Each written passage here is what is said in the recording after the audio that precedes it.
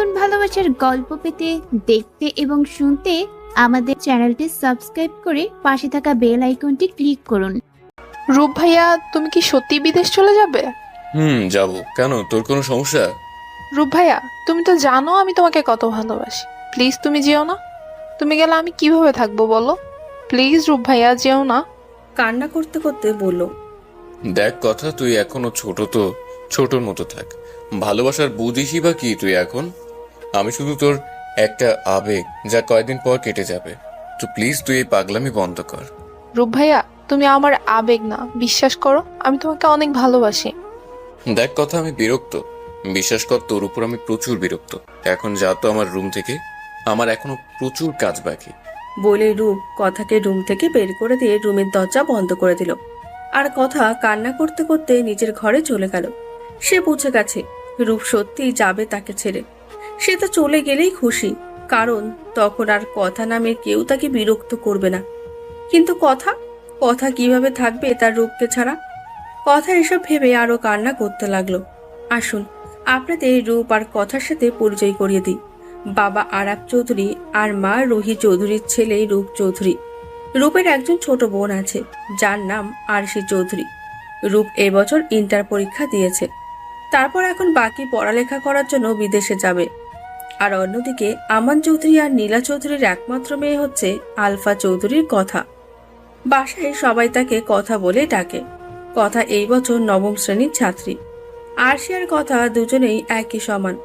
দুজন চাচাতো বোন হওয়ার পাশাপাশি একে অপরের বেস্ট ফ্রেন্ডও। আর রূপ হচ্ছে কথার চাচাতো ভাই। আরাফ চৌধুরী আর আমান চৌধুরী দুজনেই বিজনেসম্যান। তারা দুই ভাই নিজেদের পরিবার নিয়ে একসাথে থাকে মিলেমিশে। পরিচয় পর্ব শেষ। ছোটবেলা থেকেই কথা রূপকে অনেক পছন্দ করে।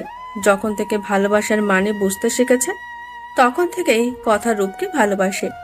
কিন্তু কোনো এক কারণে রূপ কথাকে পছন্দ করে না। বেশিরভাগ সময়ই তাকে উপেক্ষা করে চলে রূপ। আচ্ছা, রূপ ভাইয়া কি জানে তার এই অবহেলাগুলো কথাকে কত কষ্ট দেয়? এসব ভাবতে ভাবতেই কে জানি কথার ঘরের দরজায় নক করলো। কথা চোখ মুছে পরিপাটি হয়ে দরজা খুলতে এগিয়ে গেল। কথা চায় না কেউ তার কষ্টের কথা জেনে মন খারাপ করুক। দরজা খুলে কথা দেখলো দরজার ওপাশে আরশি দাঁড়িয়ে আছে। সে হাসি মুখে বলতে লাগলো, কি হয়েছে আরো? এটা তো তোকে আমি জিজ্ঞেস করব। দিনে দুপুরে ঘরের দরজা বন্ধ করে ঘরে বসে আছিস কেন?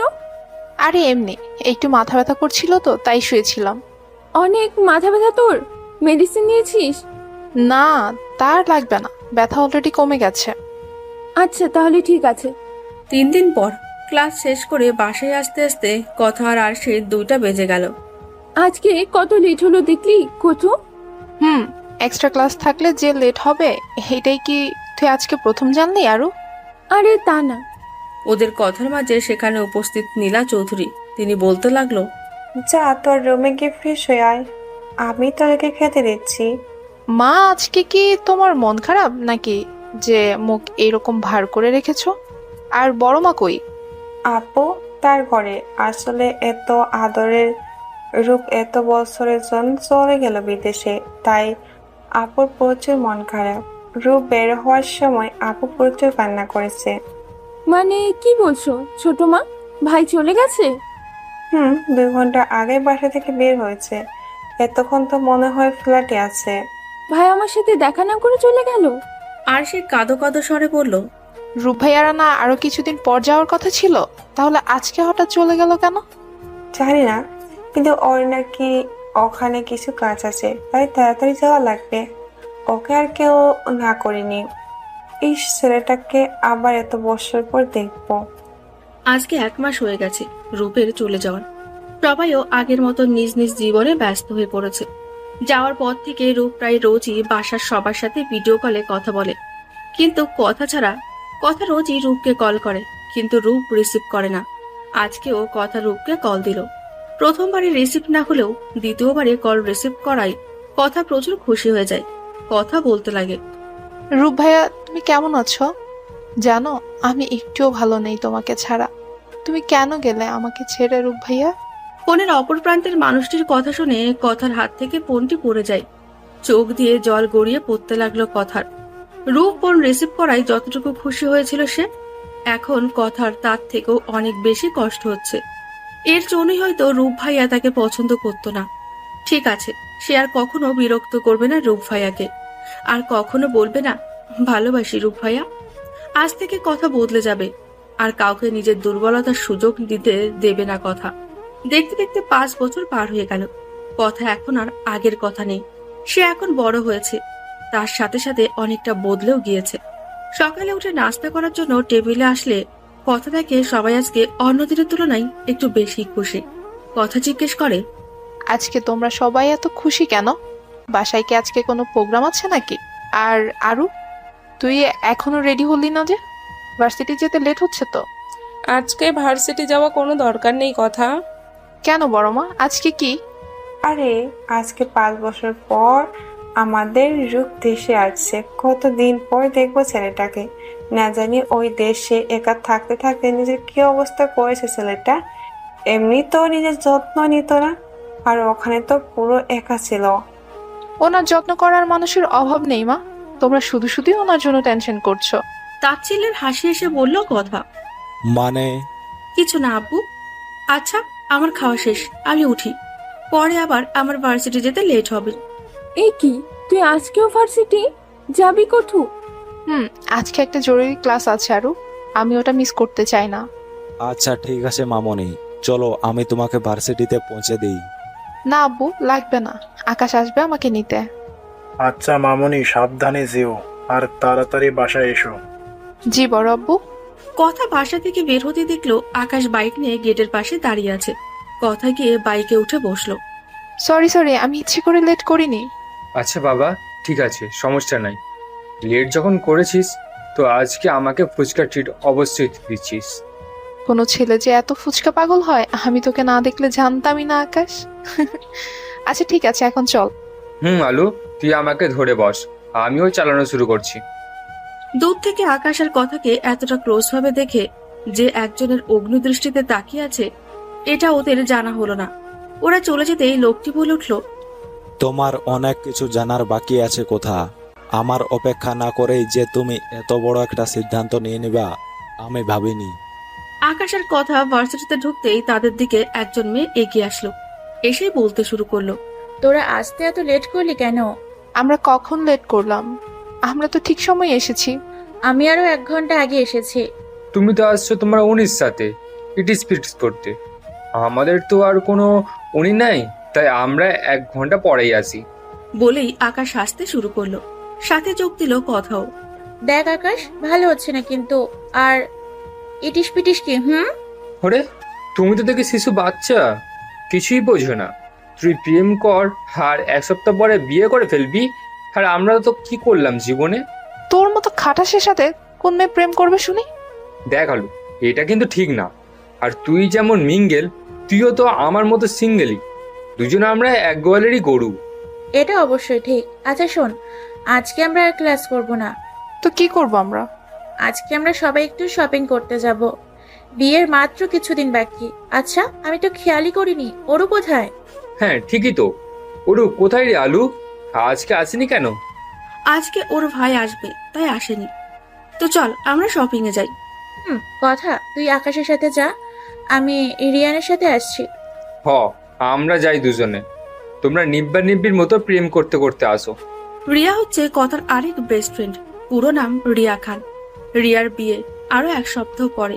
আর রিয়ার হচ্ছে রিয়ার হবু বর, সাথে ওদের ভার্সিটির টিচার। বাকিটুকু গল্পে জানতে পারবেন। অন্যদিকে চৌধুরী বাড়িতে সকলে মেতে উঠেছে রূপকে নিয়ে। রূপও সবার সাথে খুশি মনে মেতে উঠেছে। আরশি বলল, ভাই, বল। তুমি আমার জন্য কি নিয়ে আসছো? এই যে তোর আস্ত জলজান্ত ভাই, আমি নিজে এসেছি তোর জন্য। তোর আর কি চাই? তা তো আসছোই, কিন্তু তুমি যে আসছো সেই উপলক্ষে আমার গিফট কই? আচ্ছা ঠিক আছে, তোমাদের সবার জন্য আমি গিফট এনেছি। সবাই বসো, তোমাদের দেখাচ্ছি। রূপ একে একে সকলের হাতে তাদের জন্য আনা গিফট দিল। তারপর বলতে লাগলো, তোমাদের সবার ভালো লেগেছে তো? এইসব কি কোনো প্রয়োজন ছিল রূপ? আমাদের ছেলে যে এসেছে এতেই তো আমরা অনেক খুশি। আমাদের আর কি চাই? ঠিক বলেছিস ছোট। প্রয়োজন অপ্রয়োজন কি? তোমরা সবাই হচ্ছে আমার ভালোবাসার মানুষ, আর ভালোবাসার মানুষদের তো গিফট দেওয়াই যায়। ভাই সব ঠিক আছে, কিন্তু কিন্তু আবার কি, তোর কি গিফট পছন্দ হয়নি? না তা নয়, গিফট আমার অনেক ভালো লেগেছে, কিন্তু তুমি তো সবার জন্য কিছু না কিছু আনলে, তো কথার জন্য কি কিছু নিয়ে আসোনি? না। গিফট না এনে ভালোই করেছো ভাইয়া।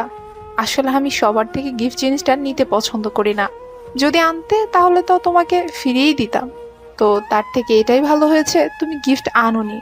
মা, আমি বাইরে থেকে লাঞ্চ করে এসেছি, তো এখন আর কিছু খাবো না। আর আরু, তুই একটু আমার রুমে আসিস, তোর কিছু জিনিস আমার কাছে রয়েছে। বলেই কথা তার নিজের ঘরে চলে গেল। ঘরে গিয়ে দরজা বন্ধ করে কথা ভাবতে লাগলো কিছুক্ষণ আগের কথা। শপিং শেষে সবাই যে যার বাসায় চলে যায়। কথা ড্রয়িং রুমে প্রবেশ করে শুনতে পেল আরো আর রূপের কথোপকথন। আগের কথা হলে হয়তো সে এখন কিছু বলতো না, নীরবে রুমে এসে কান্না করত। কিন্তু সে তো এখন বদলে গিয়েছে, সে আর আগের কথা নেই। তার মন এখন আর রূপ নামের মানুষটার উপর দুর্বল না, তাই তো জবাব দিয়ে এসেছে রূপের কথার। এসব কিছু ভেবে কথা গোসল করে এসে বিছানায় শুয়ে পড়ল। শপিং মলে ঘুরতে ঘুরতে সে পুরো ক্লান্ত হয়ে গেছে। সন্ধ্যার সময় ঘুম ভাঙতে কথা ফ্রেশ হয়ে নিচে চলে গেল। গিয়ে দেখলো রূপ, আরশি, বড় মা আর মা আড্ডা দিচ্ছে। কথা সেদিকে পাত্তা না দিয়ে কিচেনে চলে গেল। গিয়ে নিজের জন্য 1 কাপ কফি বানালো। তারপর রুমে আসতে লাগলো। তখন তাকে আরশি দেখে বলল, কুঠু আয় এখানে, সবাই আড্ডা দিচ্ছি। না, আমার ভালো লাগছে না, রুমে যাব, ভালো লাগলে পরে আসবো। বলে কথা রুমে চলে গেল। আমার মেয়েটা যে কেন এমন হয়ে গেল বুঝি না। এক সময় যে মেয়ে পুরো চৌধুরী বাড়ি মাটি রাখতো, এখন সে রুম থেকে বেরিয়ে হতে চায় না। এটা আমিও লক্ষ্য করেছি। আগে তাও ঘর থেকে অন্তত বের হতো, এখন তো প্রয়োজন ছাড়া বেরই হয় না। কখন আসে কখন যায় তাও জানি না। কিছু তো একটা হয়েছে কুঠুর, কিন্তু ও কাউকে বলছে না। আগে তো আমাকে সবকিছু বলতো, এখন আমার সাথেও ওর কেমন জানি একটা দূরত্ব সৃষ্টি হয়েছে। এখন ও কারোর সাথেই কথা বলে না, মোটামুটি যাই একটু একটু বলে তাও আকাশের সাথেই বলে। রূপ সবকিছু লক্ষ্য করলো। কথা সত্যি অনেক বদলে গিয়েছে। আগে যে কথা প্রতি মুহূর্তে রূপ ভাইয়া করে তাকে পাগল করত, এখন সে কথা এতদিন পর আসার পরেও এতক্ষণও তার সাথে ভালো মন্দ কোনো কথাই বলেনি। হয়তো সত্যি কথা বদলে গিয়েছে। রাতে ডিনার টাইমে রুহি চৌধুরী রূপকে বলে কথাকে ডেকে নিয়ে আসতে। আজকে সবাই একসাথে খাবার খাবে। রূপও যায় কথার রুমে। দরজায় গিয়ে নক করতেই কথা ভেতর থেকে বলে, মা, আমি খাবো না। আমি চাচি না, আমি রূপ। দরজা খোল, কথা আছে। কথা দরজা খুলে দেয়। রূপ রুমের ভেতরে চলে আসে, তারপর দরজা বন্ধ করে দেয়। কথা বলে ওঠে, কি ব্যাপার ভাইয়া, কি বলবা? আর দরজা কেন বন্ধ করলে? খেতে যাবি না কেন? খিদে লাগেনি তাই খাবো না। তুমি এখন যাও, আমি ঘুমাবো। হঠাৎই রূপ কথাকে দেওয়ালের সাথে চেপে ধরে বলতে লাগে, সমস্যা কি তোর? আসার পর থেকে আমাকে ইগনোর করছিস, ভালো লাগছে না কিন্তু আমার। আমাকে ছাড়ো ভাইয়া, আমাকে ধরার অধিকার কোথায় পেলে তুমি? ছাড়ো আমাকে। রূপ আরেকটু চেপে ধরে কথাকে আর বলে, আমার মাথা গরম করো না। আমি একবার রেগে গেলে কিন্তু ফল ভালো হবে না রূপ। ভাইয়া, তুমি যা মন চায় তাই করো, আর আমার রুম থেকে বেরো প্লিজ। তুই এক্ষুনি নিচে যাবি আমার সাথে, না হলে। কথার মুখের দিকে একটু এগিয়ে গিয়ে বলল রূপ। নিচে থেকে রুহি চৌধুরী রূপ বলে ডাকতেই কথার কাছ থেকে সরে দাঁড়ালো রূপ। তারপর চারিদিকে তাকিয়ে কথাকে উদ্দেশ্য করে বলল, এক্ষুনি নিচে আয় তুই, না হলে আমি আবার আসবো, তখন কোলে করে নিচে নিয়ে যাব। এই কথা বলেই নিচে চলে গেল রূপ। রূপ নিচে যাওয়ার সাথে সাথে কথা আবার রুমের দরজা বন্ধ করে দিল। যাবে না সে নিচে। কেন যাবে সে? সে কি রূপকে ভয় পায় নাকি? মোটেও না। কথা রূপকে একটুও ভয় পায় না। লোকটা নিজেকে কি ভাবে আল্লাহই জানে। কি করে সাহস পায় সে কথাকে স্পর্শ করা? কি যে চাচ্ছে লোকটা, তা কথার মোটেও বোধগম্য হচ্ছে না। কথা চায় না রূপকে নিয়ে ভাবতে। রূপকে নিয়ে তার মনে যেসব অনুভূতি ছিল, সেগুলো গভীর রাগ আর অভিমানের মাঝে চাপা পড়ে গিয়েছে। কথা আর ভাবতে চাচ্ছে না কিছুই। ঘড়িতে দেখলো 10টা বেজে গেছে রাত। সে ঘরের লাইট বন্ধ করে দিয়ে শুয়ে পড়ল। রাত 2টো বাজে। চারিদিক নীরব হয়ে রয়েছে। মাঝে মধ্যে 2-1টা কুকুরের ডাক শোনা যাচ্ছে। শীতকাল, চারিদিকে কুয়াশা। এমন সময় কথার রুমের ব্যালকনি দিয়ে ভেতরে ঢুকলো একজন লোক। লোকটি আর কেউ না, সে হচ্ছে রূপ। রূপ রুমে ঢুকে দেখলো কথা ঘুমিয়ে আছে। গায়ের কম্বল অন্য পাশে পড়ে আছে। কথাকে দেখে বোঝা যাচ্ছে তার শীত লাগছে। তাই রূপ গিয়ে কথার গায়ের ওপর কম্বলটা সুন্দর করে দিয়ে দিল। তারপর কথার মাথায় হাত বুলাতে বুলাতে বলতে লাগলো, হয়তো তোর জানায় ভুল ছিল, নয়তো আমার কাজে ভুল ছিল। এতটা যে বদলে যাবে এটা আমি বুঝি। আঘাতটা হয়তো খুব বেশি দিয়ে ফেলেছি, কিন্তু আমি নিজ ইচ্ছেতে এসব করিনি। তোর জন্যই যেসব করেছি। আমার উপর তোর এত এত রাগ, এত এত অভিমান তৈরি হয়ে গেছে, তাই না? কিন্তু আমি যে নিরুপায় ছিলাম, অনেক হয়েছে। এখন থেকে আমি আর কোনো রকম ছাড় দিব না। দরকার পড়লে জোর করে তোকে নিজের সাথে বেঁধে রাখবো। আমি তোকে পাওয়ার জন্য সব কিছু করতে পারি। কথা কথাগুলো এক নাগারে বলে থামলো রূপ। তারপর কিছু সময় মাথার পাশে বসে থেকে কথার কপালে একটি ভালোবাসার পরশ এঁকে দিয়ে রূপ আবার ব্যালকনি দিয়ে নিচের ঘরে চলে গেল। সকালে আরশির ডাকে ঘুম থেকে ওঠে কথা। বিরক্তি নিয়ে আরশির উদ্দেশ্যে কথা বললে, কি সমস্যা আরো তোর? আজ তো ভার্সিটি বন্ধ, তো এই শীতের মধ্যে এত সকালে উঠালি কেন? সর যা, আমি ঘুমাবো। বলে কথা আবার শুয়ে পড়ল।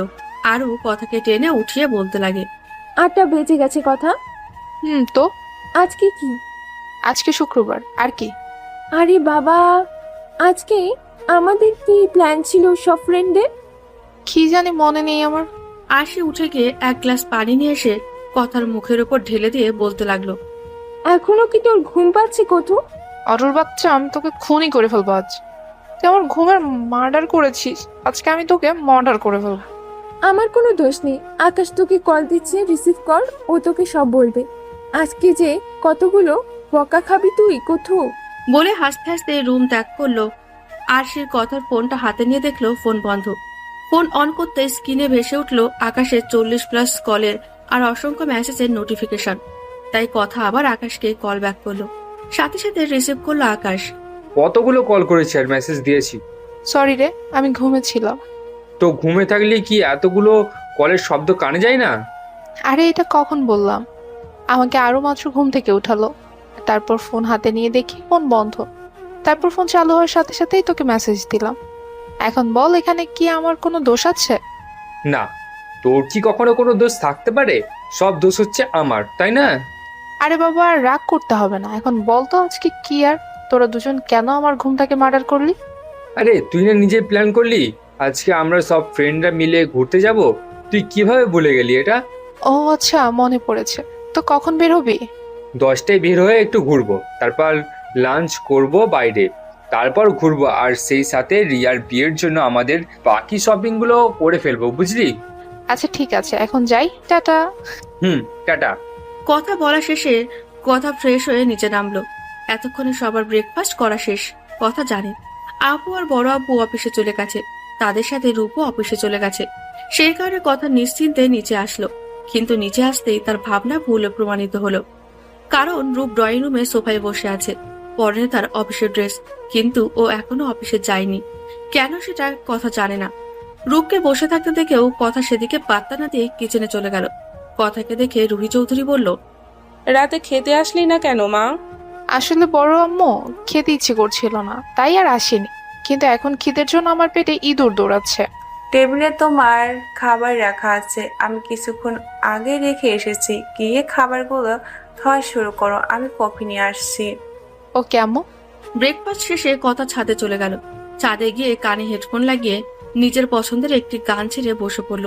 কিছু সময় অতিবাহিত হওয়ার পরই কথা বুঝতে পারল তার পাশে কেউ বসে আছে। পাশে তাকাতেই দেখতে পেল রূপকে। তুমি এখানে কি করছো ভাইয়া? তোর জন্যই আসছি। তুই কালকে রাতে আমি বলার পরও খেতে আসিসনি কেন? আমার কথার কি কোনো দাম নেই তোর কাছে? না, নেই। বলে কথা ওখান থেকে চলে আসতে নেবে, তখনই রূপ তার হাত ধরে তাকে আটকিয়ে ফেলল। কথাকে নিজের কাছে নিয়ে এসে বলতে লাগলো, আমার কথার অবাধ্য হওয়া আমি মোটেও পছন্দ করি না। তুই বারবারই সেই একই ভুল করছিস। কথা তুমি আমার হাত ছাড়ো। কোনো রকম অধিকার নেই তোমার আমার হাত ধরার। তোর উপর যদি কারোর অধিকার থাকে সেটা শুধুই আমার। তো দ্বিতীয়বার আমার অধিকার নিয়ে কথা বলার আগে ভেবে নিস কার কাছে কি বলছিস। কল্পনা জগৎ থেকে বের হন মিস্টার রূপ চৌধুরী। আমি সেই আগের কথা নেই যে আপনার শত অবহেলা অপমানের পরেও আপনার পিছু পিছু ঘুরবো। আজকের কথা আর আগের কথার মাঝে প্রচুর তফাৎ, যা আপনি ধীরে ধীরে খুব ভালোভাবেই বুঝে যাবেন। Just wait and see mister Roop Chowdhury. রূপ আর কিছু না বলে কথার হাতটা ছেড়ে দিল। ছাড়া পাওয়ার সাথে সাথে কথা নিজের রুমে চলে গেল। কিন্তু রুমে ঢুকতেই কথা দেখলো তার বিছানার উপর একটি ব্যাগ রাখা রয়েছে। কথা এগিয়ে গিয়ে ব্যাগটা খুলতে দেখতে পেল তার ভেতরে আরো 2টি ব্যাগ আছে। প্রথম ব্যাগটি খুলে কথা পেল একটি হলুদ রঙের শাড়ি। শাড়িতে খুব সুন্দর করে ওয়েল পেন্টিং করা। শাড়িতে প্রথম দেখায় যে কারণে মনে ধরে যাবে, এত অপূর্ব দেখতে শাড়িটা। সাথে রয়েছে শাড়ির সাথে মিলানো কিছু জুয়েলারি, একগুচ্ছ হলুদ আর লাল রং মিশ্রণের চুড়ি। আর দ্বিতীয় ব্যাগের ভেতর ছিল 2 বক্স চকলেট, তাও কথার পছন্দের চকলেট। কথা হাতে নিয়ে ভাবতে লাগলো, এগুলো কে দিলে আবার।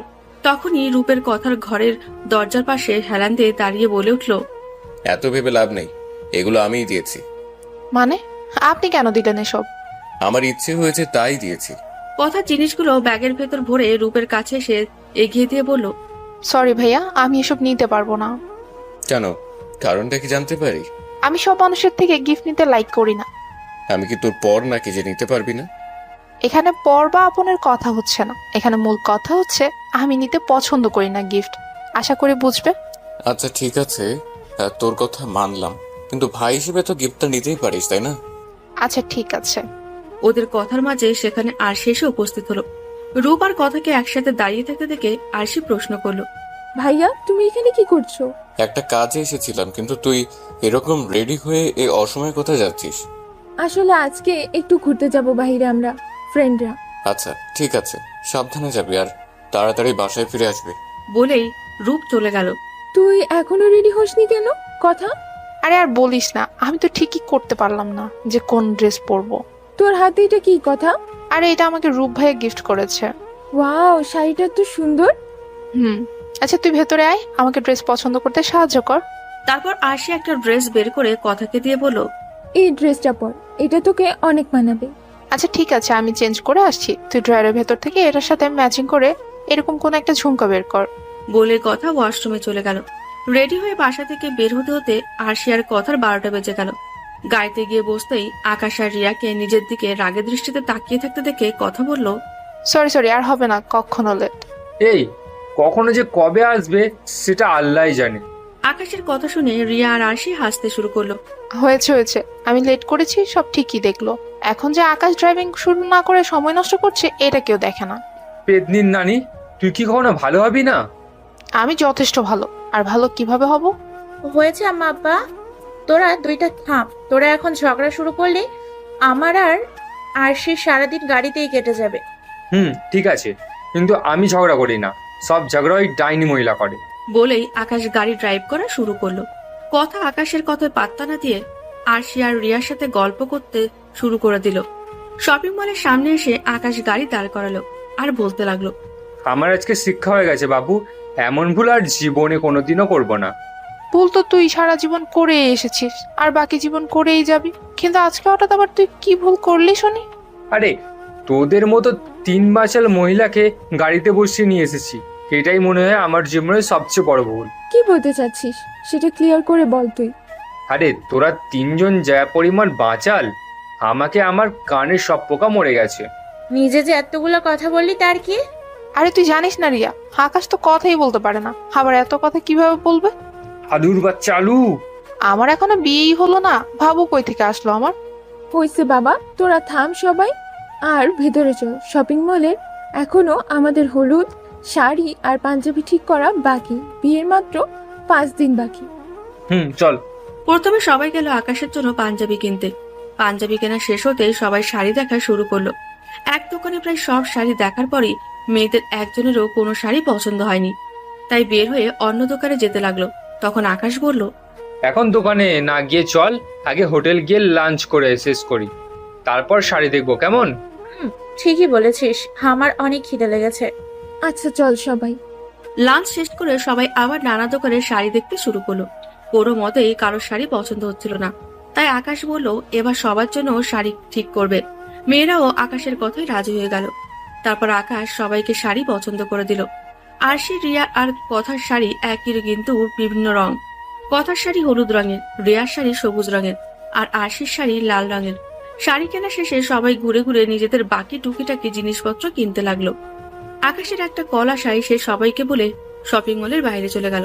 ঘুরতে ঘুরতে কথা দেখতে পেলেও রূপ একটি মেয়ের সাথে শাড়ির দোকানে ঢুকলো।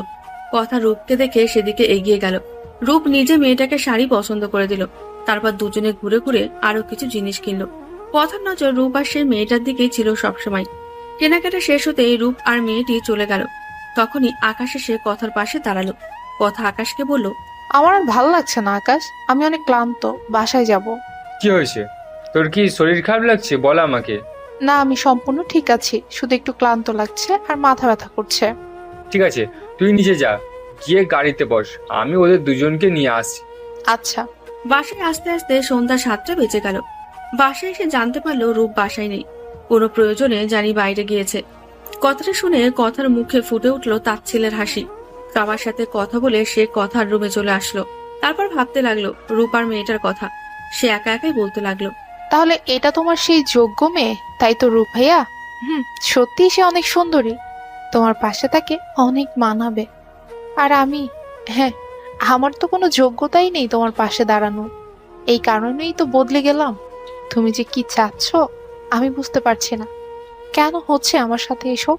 বলেই কথা কান্না করতে লাগলো। কথা ঘড়ির দিকে তাকাতে দেখলো 9টা বাজে। তাই সে ওয়াশরুমে চলে গেল ফ্রেশ হতে। ফ্রেশ হয়ে বের হবার পর সে যে জিনিসগুলো কিনেছিল সবকিছু গুছিয়ে রেখে রুম থেকে বের হয়ে গেল। আর সে রুমে গিয়ে দেখলো আর সে কার্টুন দেখছে। তাই কথা বলতে লাগলো, ওরু, এই ওরু, হ্যাঁ, কি হয়েছে বল। আজকে রূপ ভাইয়া অফিসে কেন যায়নি? বাবা আর বড় বাবা তো ঠিকই অফিসে গিয়েছে, তাহলে রূপ ভাইয়া কেন যায়নি? তুই কি পাগল? কথা কেন? আমি পাগল কেন হব? কোন খুশিতে আমি পাগল হব সেটাই তো বল। কোন খুশিতে পাগল হবি আমি সেটা জানি না, কিন্তু তুই যে পাগল হয়ে গিয়েছিস এটা আমি শিওর। কেন? আজকে ভার্সিটি বন্ধ। কেন এটা বল তো দেখি। আরে তুই জানিস না আজকে শুক্রবার, তাই ভার্সিটি বন্ধ। ও আচ্ছা, 1 মিনিট, আজকে তো শুক্রবার। জি, আজকে শুক্রবার। এতক্ষণে যে আপনি এটা বুঝেছেন তাতে আমি ধন্য হয়ে গেলাম। তাহলে বাবা আর বড় বাবা কই? আপনি সকাল থেকে তাদের বাসায় দেখিনি। তারা তাদের অফিসের নতুন প্রজেক্টের জন্য কি কাজে যেন গিয়েছে, আমি ঠিক জানি না, কিন্তু তারা ঢাকার বাইরে এখন, আসতে নাকি 2 দিন সময় লাগবে। ও আচ্ছা, বুঝলাম। ওদের দুজনের কথোপকথনের মাঝেই রিয়া আরশির ফোনে কল দিল। আরশি কল রিসিভ করে স্পিকারে দিয়ে দিল। তারপর ওরা আকাশকেও কলে জয়েন করলো। কালকে সকালে সবাই আমার বাসায় এসে পড়বে, কেমন? কেন কেন? কালকে আসবো কেন? আর কালকে না ক্লাস আছে আমাদের? ক্লাসের চিন্তা করা লাগবে না তোদের। আমি ওনাকে বলে দিয়েছি, উনি প্রিন্সিপাল স্যারের সাথে কথা বলে নিবে। আর কালকের দিনটা গেলেই তো পরশু দিন থেকে মেহেন্দি অনুষ্ঠান শুরু, তারপর দেখতে দেখতে বিয়ে শেষ হয়ে যাবে। তো কালকে সবার ব্যাগ গুছিয়ে সকাল সকাল আমার বাসায় চলে আসবি, ঠিক আছে? সব তো ঠিক আছে, কিন্তু রিয়া, তুই তো দেখি এখন থেকেই রায়ান ভাইকে উনি উনি করা শুরু করে দিয়েছিস। এই আকাশ, তুই কিন্তু আবার শুরু করেছিস। দাঁড়া, তোর বিয়ের সময়টা আসতে দে, আমিও তোর বউয়ের সাথে এমনি করব, তখন বউয়ের সাথে হলে বুঝবি। কিন্তু রিয়া, কথাটা কিন্তু আকাশ মন্দ বলেনি। মানে এতদিন তো প্রেম করতি, জানবাবু সোনামনা পুদিনা পাতা ধনে পাতা ছাড়া কথাই বলতি না, এখন আবার উনি উনি শুরু করলে কাহিনী কি? কাহিনী আর কি, তুইও বিয়ে কর, তখন বুঝবি কাহিনী কি। তখন তুইও আমার জিজুকে উনি উনি করবি। হারসির কথায় কিন্তু যুক্তি আছে আলু, তুই বিয়ে করে দেখতে পারিস। আমার বিয়ের আশা তোরা ছাড়, আমার বিয়েতে একটা কেউ বলবো না। জামাই আছে, আমি আছি, আর কাকে লাগে বিয়ে করতে বল? দুজনে কবুল বলে সাইন করে দিয়ে আসবো, ব্যাস বিয়ে শেষ। শুধু বিয়ের আগে বাসায় জানাবো যে বিয়ে করব, যাতে পরে জুতা আর আমার গাল দূরত্বে অবস্থান করে। চাচিকে দিয়ে বিশ্বাস নেই, রেগে গেলে কথার ভর্তা বানিয়ে ফেলবে। আচ্ছা, কালকে সকালে তাহলে আমি আরু আর আলুকে নিয়ে রিয়ার বাসায় যাব, ঠিক আছে? এটাই ভালো হয়। আচ্ছা ঠিক আছে, টাটা, বাই বাই গাইস, কালকে দেখা হবে। টাটা। বাই। নিচে থেকে রুহি চৌধুরীর ডাকায় কথা আর আরশি নিচে চলে গেল। নিচে গিয়ে জানতে পারলো 2 দিন পর রূপের বেস্ট ফ্রেন্ডের ছোট বোনের বিয়ে। ওদের সবাইকে ইনভাইট করে গেছে। কথা বিয়ের কার্ডটা হাতে নিয়ে দেখতে লাগলো। তারপর আরশি বলল, আরশি, কার্ডটা দেখ। কেন, এই কার্ডে কি আছে? কার্ড দেখে আমি কি করব? আরে আম্মা, তুই আগে কার্ডটা দেখ, তারপর কথা বল। আরশি কার্ডটা হাতে নিয়ে দেখলো, তারপর বলল, ভাইয়া, বল। তোর বেস্ট ফ্রেন্ডের বোনের নাম রিয়া খান? ও তোদের ভার্সিটিতেই পড়ে, আর ওর হবু বড় তোদের ভার্সিটির টিচার। আম্মু, বড় আম্মু, কি হয়েছে বল। তোমাদের মনে আছে আমার আর ওর বেস্ট ফ্রেন্ড রিয়ার কথা? কেন, ওর আবার কি হয়েছে? ভাইয়ার বেস্ট ফ্রেন্ডের বোনই হচ্ছে রিয়া। আচ্ছা, এটা তো ভালো খবর। হ্যাঁ, মেয়েটা আমাদের বলেই ছিল ওর বিয়ের কথা, আমিই তো ভুলে গিয়েছিলাম। আচ্ছা আম্মু, আমি আর কথু কিন্তু কালকে সকালে রিয়াদের বাসায় যাব। রিয়া অনেক জোর করছে, না গেলে আবারও মন খারাপ করবে। যাবি। মেয়েটা কত আশা নিয়ে বলে তোদের। তোরা বান্ধবী, তোরা তো সব কিছু আগে আগে থাকবি। আর মেয়েটাকে দেখে করবি। বিয়ের সময় একটা মেয়ের ওপর দিয়ে কি যায় সেটা শুধু সেই বোঝে। ঠিক বলছো আপু। পরদিন সকালে ঘুম থেকে উঠে ব্রেকফাস্ট শেষ করেই কথা আর আরু ব্যাগ গোছাতে শুরু করলো। তারপর দুজনে সবকিছু ঠিকঠাক করে তৈরি হয়ে নিল রিয়াদের বাসায় যাওয়ার জন্য। আকাশ আসার সাথে সাথে ওরা তিনজন রিয়াদের বাসার উদ্দেশ্যে বের হয়ে গেল। রিয়ার বাসায় পৌঁছাতে পৌঁছাতে ওদের 11:30 বেজে যায়। খুব দ্রুতই রিয়ার বাসার সকলের সাথে ওরা তিনজন মিশে যায়। রিয়া, কথার আরশি এক রুমে থাকবে, আর আকাশ থাকবে রিয়ার ভাই রিয়াজের সাথে। রুমে এসে ব্যাগ খুলতে কথা ব্যাগের সবচেয়ে উপরে একটি চিরকুট পায়। চিরকুটটি খুলে দেখে সেখানে লেখা রয়েছে, দূরত্বটা হয়তো অনেকেই তৈরি হয়ে গিয়েছে, কিন্তু সমস্যা নেই, আমি সব ঠিক করে দেব। আর হ্যাঁ, আমি আজকে আসতে পারবো না, কালকে আসবো। বিয়ে বাড়িতে গিয়েছিস তো সাবধানে থাকিস। আর হ্যাঁ, ছেলেদের সাথে সবসময় দূরে থাকবি। আর বেশি সাজগোজের কোনো দরকার নেই, তুই সিম্পলি থাকবি। আর কোনো ছেলেকে যদি আমি তোর আগে পিছে ঘুরতে দেখি তো ছেলেটা তো মরবেই, সাথে সাথে তোকেও কিন্তু আমি ছাড় দিব না। আর এতক্ষণে তো বুঝেই গিয়েছিস আমি তোর রূপ ভাইয়া। ভালো থাকিস, নিজের খেয়াল রাখিস। কথাটা চিরকুটটা পড়ে ছিঁড়ে টুকরো টুকরো করে ডাস্টবিনে ফেলে দিল। এসবের এখন তার কাছে কোনো মানে নেই। রূপ ঠিকই বলেছে, দূরত্বটা এখন অনেকটাই বেড়ে গিয়েছে, কিন্তু চাইলেও রূপ এই দূরত্ব দূর করতে পারবে না। দেখতে দেখতে রিয়াদের বাড়িতে কথাদের একদিন পার হয়ে গেল। কথা আকাশ আর আরশির ও রিয়ার কাজিনদের সাথে অনেক ভাব হয়ে গিয়েছে। আজকে রিয়ার মেহেদি অনুষ্ঠান চলছে বাসায়। মেহেদি প্রোগ্রামটা রিয়াদের ড্রয়িং রুমে করা হয়েছে। আজকে সবার ড্রেস কোড সবুজ রং। আরশি আর কথা আজকে একই রকম থ্রি পিস পরেছে, আর আকাশ পরেছে সবুজ রঙের টি শার্ট আর সাথে কালো জিন্স। কথা আর রিয়ার একজন কাজিন রিয়ার 2 হাতে মেহেদি দিয়ে দিচ্ছিল। এমন সময় বাসায় প্রবেশ করে রূপ। রূপ একা নয়, সাথে রয়েছে সেই শপিং মলের মেয়েটি, সাথে রয়েছে আরো একটি ছেলে, সে হচ্ছে রিয়াজ ভাইয়া। এ বাসায় আসার পর রিয়াজ ভাইকে আমি শুধু প্রথম দিনই দেখেছিলাম, তারপর আর দেখিনি। রিয়া ওদের দেখে রিয়াজ ভাইকে গিয়ে জড়িয়ে ধরলো আর মেয়েটাকে জিজ্ঞেস করলো, কেমন আছো প্রমি আপু? আর ভাইয়া, আপনি কেমন আছেন? ভালো। তুমি কেমন আছো? ভালো। ভালো। কিউটি পাই, তোমাকে আজকে খুব কিউটি লাগছে। থ্যাঙ্কস আপি, তোমাকেও খুব সুন্দর লাগছে। আরশি রূপ ভাইয়াকে দেখে তার দিকে এগিয়ে গিয়ে বলতে লাগলো, কেমন আছো ভাইয়া? ভালো, তুই কেমন আছিস? আর কথা কই? এই আরো, কি? রূপ ভাইয়া তোকে আর কথাকে কিভাবে চিনে? আরে আমার বড় ভাই আমাকে চিনবে না তো কাকে চিনবে? আরশি তোর বোন লাগে রূপ। আরশি আর রিয়াজের ফ্রেন্ড, এটা আমিও জানতাম। আমি জেনেছি 2 দিন আগে। সবাই একে অপরের সাথে কথা বলায় মেতে উঠেছে। তখনই রূপ ভাইয়া আমার দিকে এগিয়ে আসলো, তারপর বলতে শুরু করলো, কথা।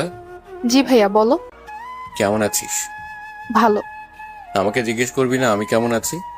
আপনার খারাপ থাকার কোনো কারণ তো আমি দেখছি না, তাই আর জিজ্ঞেস করে কি হবে বলেন। আমাদের কথার মাঝেই ওই প্রমি নামের মেয়েটা আমাদের দিকেই এগিয়ে আসলো, এসে বলতে শুরু করলো, হাই কথা, কেমন আছো তুমি? জি আমি ভালো আপু, আপনি কেমন আছেন? জি আমিও ভালো। তোমার সাথে তো আমার পরিচয় হয়নি, তো আমি আমার পরিচয় দিয়ে দিই কেমন? আমি হচ্ছি প্রমি খান। রিয়াজ আর আমি কাজিনের সাথে বেস্ট ফ্রেন্ডও। তোমার রূপ ভাইয়া ও আমার বেস্ট ফ্রেন্ড হয়। আমরা 3 জন প্রায় সমবয়সী, আর দেশের বাইরেও আমরা 3 জন একসাথেই থাকতাম। ও আচ্ছা আপু। আমাদের কথা বলার মাঝে সেখানে আসে আকাশ, আর আকাশ এসে আমাকে উদ্দেশ্য করে বলে, হ্যালো। বল। তুই কিন্তু এখনো মেহেদি দিসনি, এখন চল আমি নিজে তোকে মেহেদি দিয়ে দেবো। আচ্ছা চল। আমি আর আকাশ গিয়ে পাশাপাশি সোফায় বসলাম। আকাশ আমার হাতে খুব সুন্দর করে মেহেদি দিয়ে দিল। মেহেদি দেওয়ার শেষে আরশি বলল, বা আকাশ, তুই তো খুব সুন্দর করে মেহেদি দিতে পারিস। এই কথা তো আমি আগে জানতাম না। আগে জানলে মেহেদি দেওয়ার জন্য সবসময় তোর কাছে আসতাম। আসছে মামার বাড়ির আবদার, তুই আসলা আর আমি মেহেদি দিয়ে দিলাম। আমি শুধু আলুকে মেহেদি দেবো, বুঝলি? লাগবে না আমাকে দিয়ে দেওয়া। তুই তো আলু পটল বেগুনিকে মেহেদি দিয়ে দে। আরশির কথা শুনে কথা হেসে দিল, তারপর বলল, থাম তোরা, আর আমি একটু রুমে যাচ্ছি, তাড়াতাড়ি চলে আসবো। রুমে যাওয়ার জন্য সিঁড়ি দিয়ে উপরে ওঠার সময় হঠাৎই আমার মেহেদি দেওয়া হাতটি যেন কার পাঞ্জাবির উপর পড়লো। মাথা তুলে তাকাতেই দেখি রূপ ভাইয়ের পাঞ্জাবিতেই আমার মেহেদি লেগেছে। এটা দেখে তিনি বলল, কথা একটু দেখে শুনে চল, দেখ আমার পুরো পাঞ্জাবিটা নষ্ট হয়ে গেল। আমি কিছু বলবো তার আগেই প্রমি নামের মেয়েটা বলে উঠল, কথা একটু সাবধানে চলাফেরা করো। দেখো, তোমার জন্য রূপের এত সুন্দর আর দামি পাঞ্জাবিটা নষ্ট হয়ে গেল। আর সবচেয়ে বড় কথা হচ্ছে এই পাঞ্জাবিটা রূপের জন্য আমি পছন্দ করেছিলাম। থাম প্রমি, অনেক বলে ফেলেছিস। আমার পাঞ্জাবি নষ্ট হয়েছে তাই না? তোর ড্রেস তো আর নষ্ট হয়নি। তো যা বলার আমিই বলি, তুই চুপ থাকলে আমি খুশি হব। প্রমির কথা শুনে কেন জানি আমার অনেক কান্না পাচ্ছিল। তাই আমি রূপ ভাইয়াকে উদ্দেশ্য করে বললাম, সরি ভাইয়া। বলে ওপরে রুমে চলে আসে।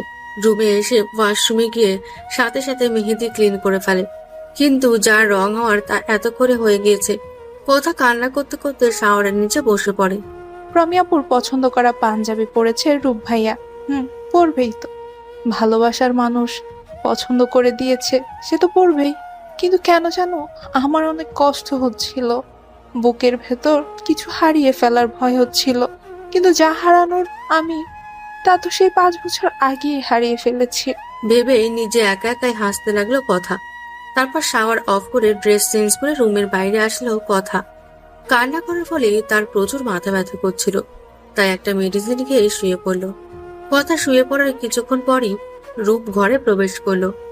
এতক্ষণ বাইরে থেকে সে সবই লক্ষ্য করছিল, তাই কথা ঘুমিয়ে যাওয়ার পরপরই রুমে ঢোকে। যেহেতু সবাই নিচে অনুষ্ঠানে রয়েছে, তো কারোর এইদিকে আসার কথা নয়। রূপ গিয়ে কথার হাতটা দেখলো, তার মেহেদি দেওয়া হাতে নিজের নামের প্রথম অক্ষর লিখে দিল। এই কারণে সে আসার সময় মেহেদি নিয়ে এসেছিল। তারপর মেহেদি শুকানোর পর সে ওটা ক্লিন করে দিয়ে চলে গেল। পরদিন সকালে ঘুম থেকে উঠে ব্রেকফাস্ট করে সবাই যে যার কাজে লেগে পড়লো। সন্ধ্যের সময় হলুদের প্রোগ্রাম, কমিউনিটি সেন্টারে অনুষ্ঠান করা হবে, তাই বাসায় এক প্রকার ঝামেলা নেই বললেই চলে। বাসার ছাদে সবাই যে যার মতো ডান্স প্র্যাকটিস করছে। আমি ছাদে বসে সবাইকে দেখছিলাম। তখনই আমার নজর গেল আমার হাতের মেহেদির দিকে।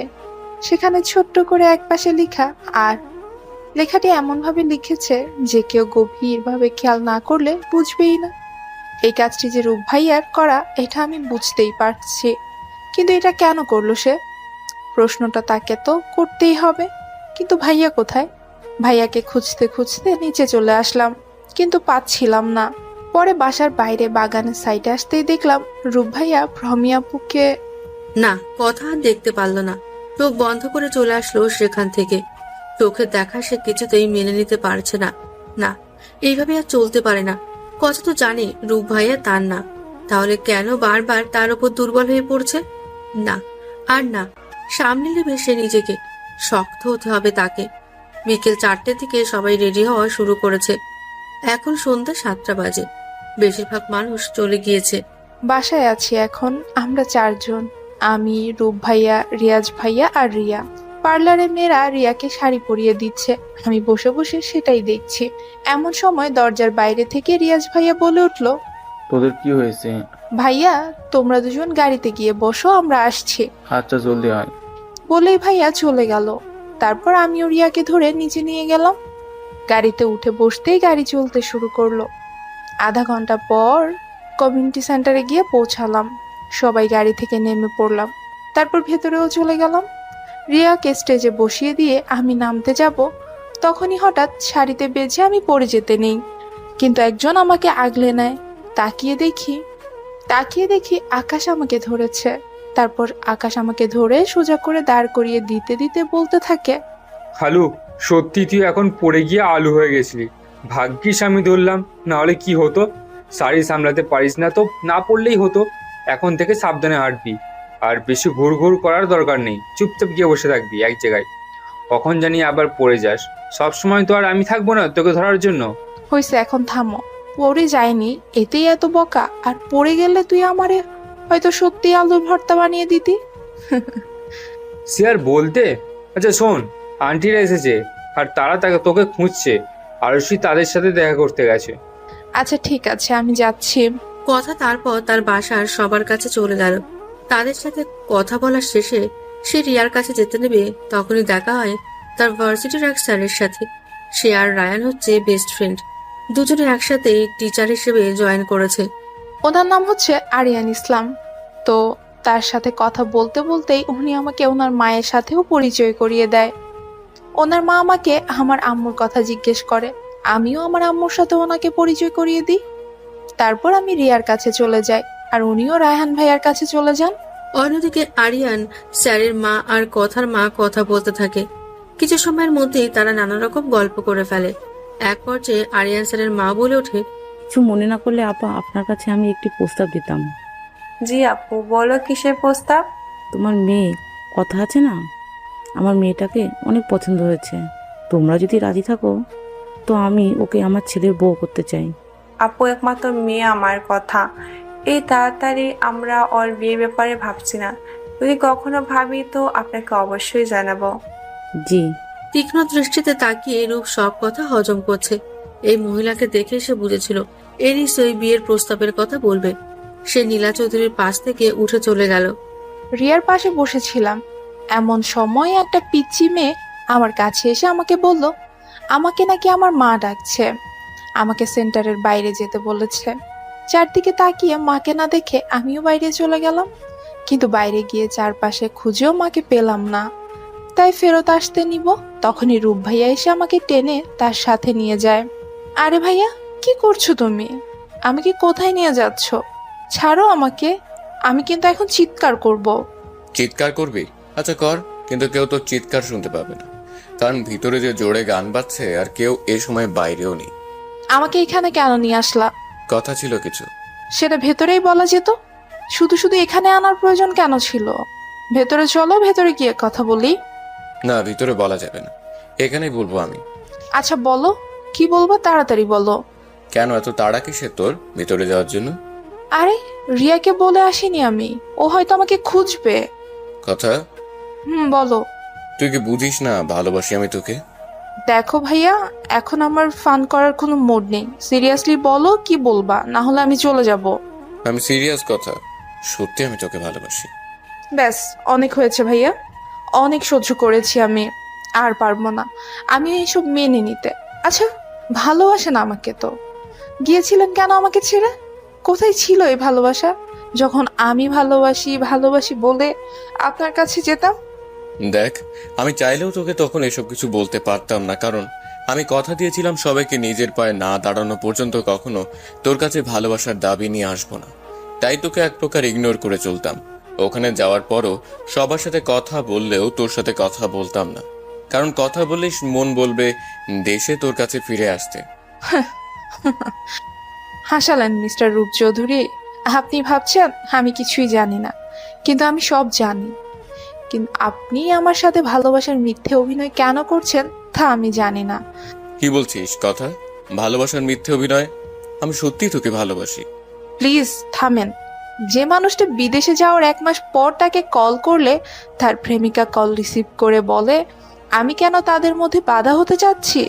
কি যোগ্যতা আছে আমার রূপ চৌধুরীর পাশে দাঁড়ানোর? আমি শুধু তার জীবনের একটা উটকো ঝামেলা। সে মানুষটা অবশ্যই আমাকে ভালোবাসতে পারে না, কখনোই পারে না। আর হ্যাঁ, শুনে রাখেন, ঘৃণা করি আপনাকে, আমি ঘৃণা করি। আমার মনে আপনার জন্য একটা অনুভূতি আছে, আর সেটা হচ্ছে ঘৃণার অনুভূতি, বুঝেছেন?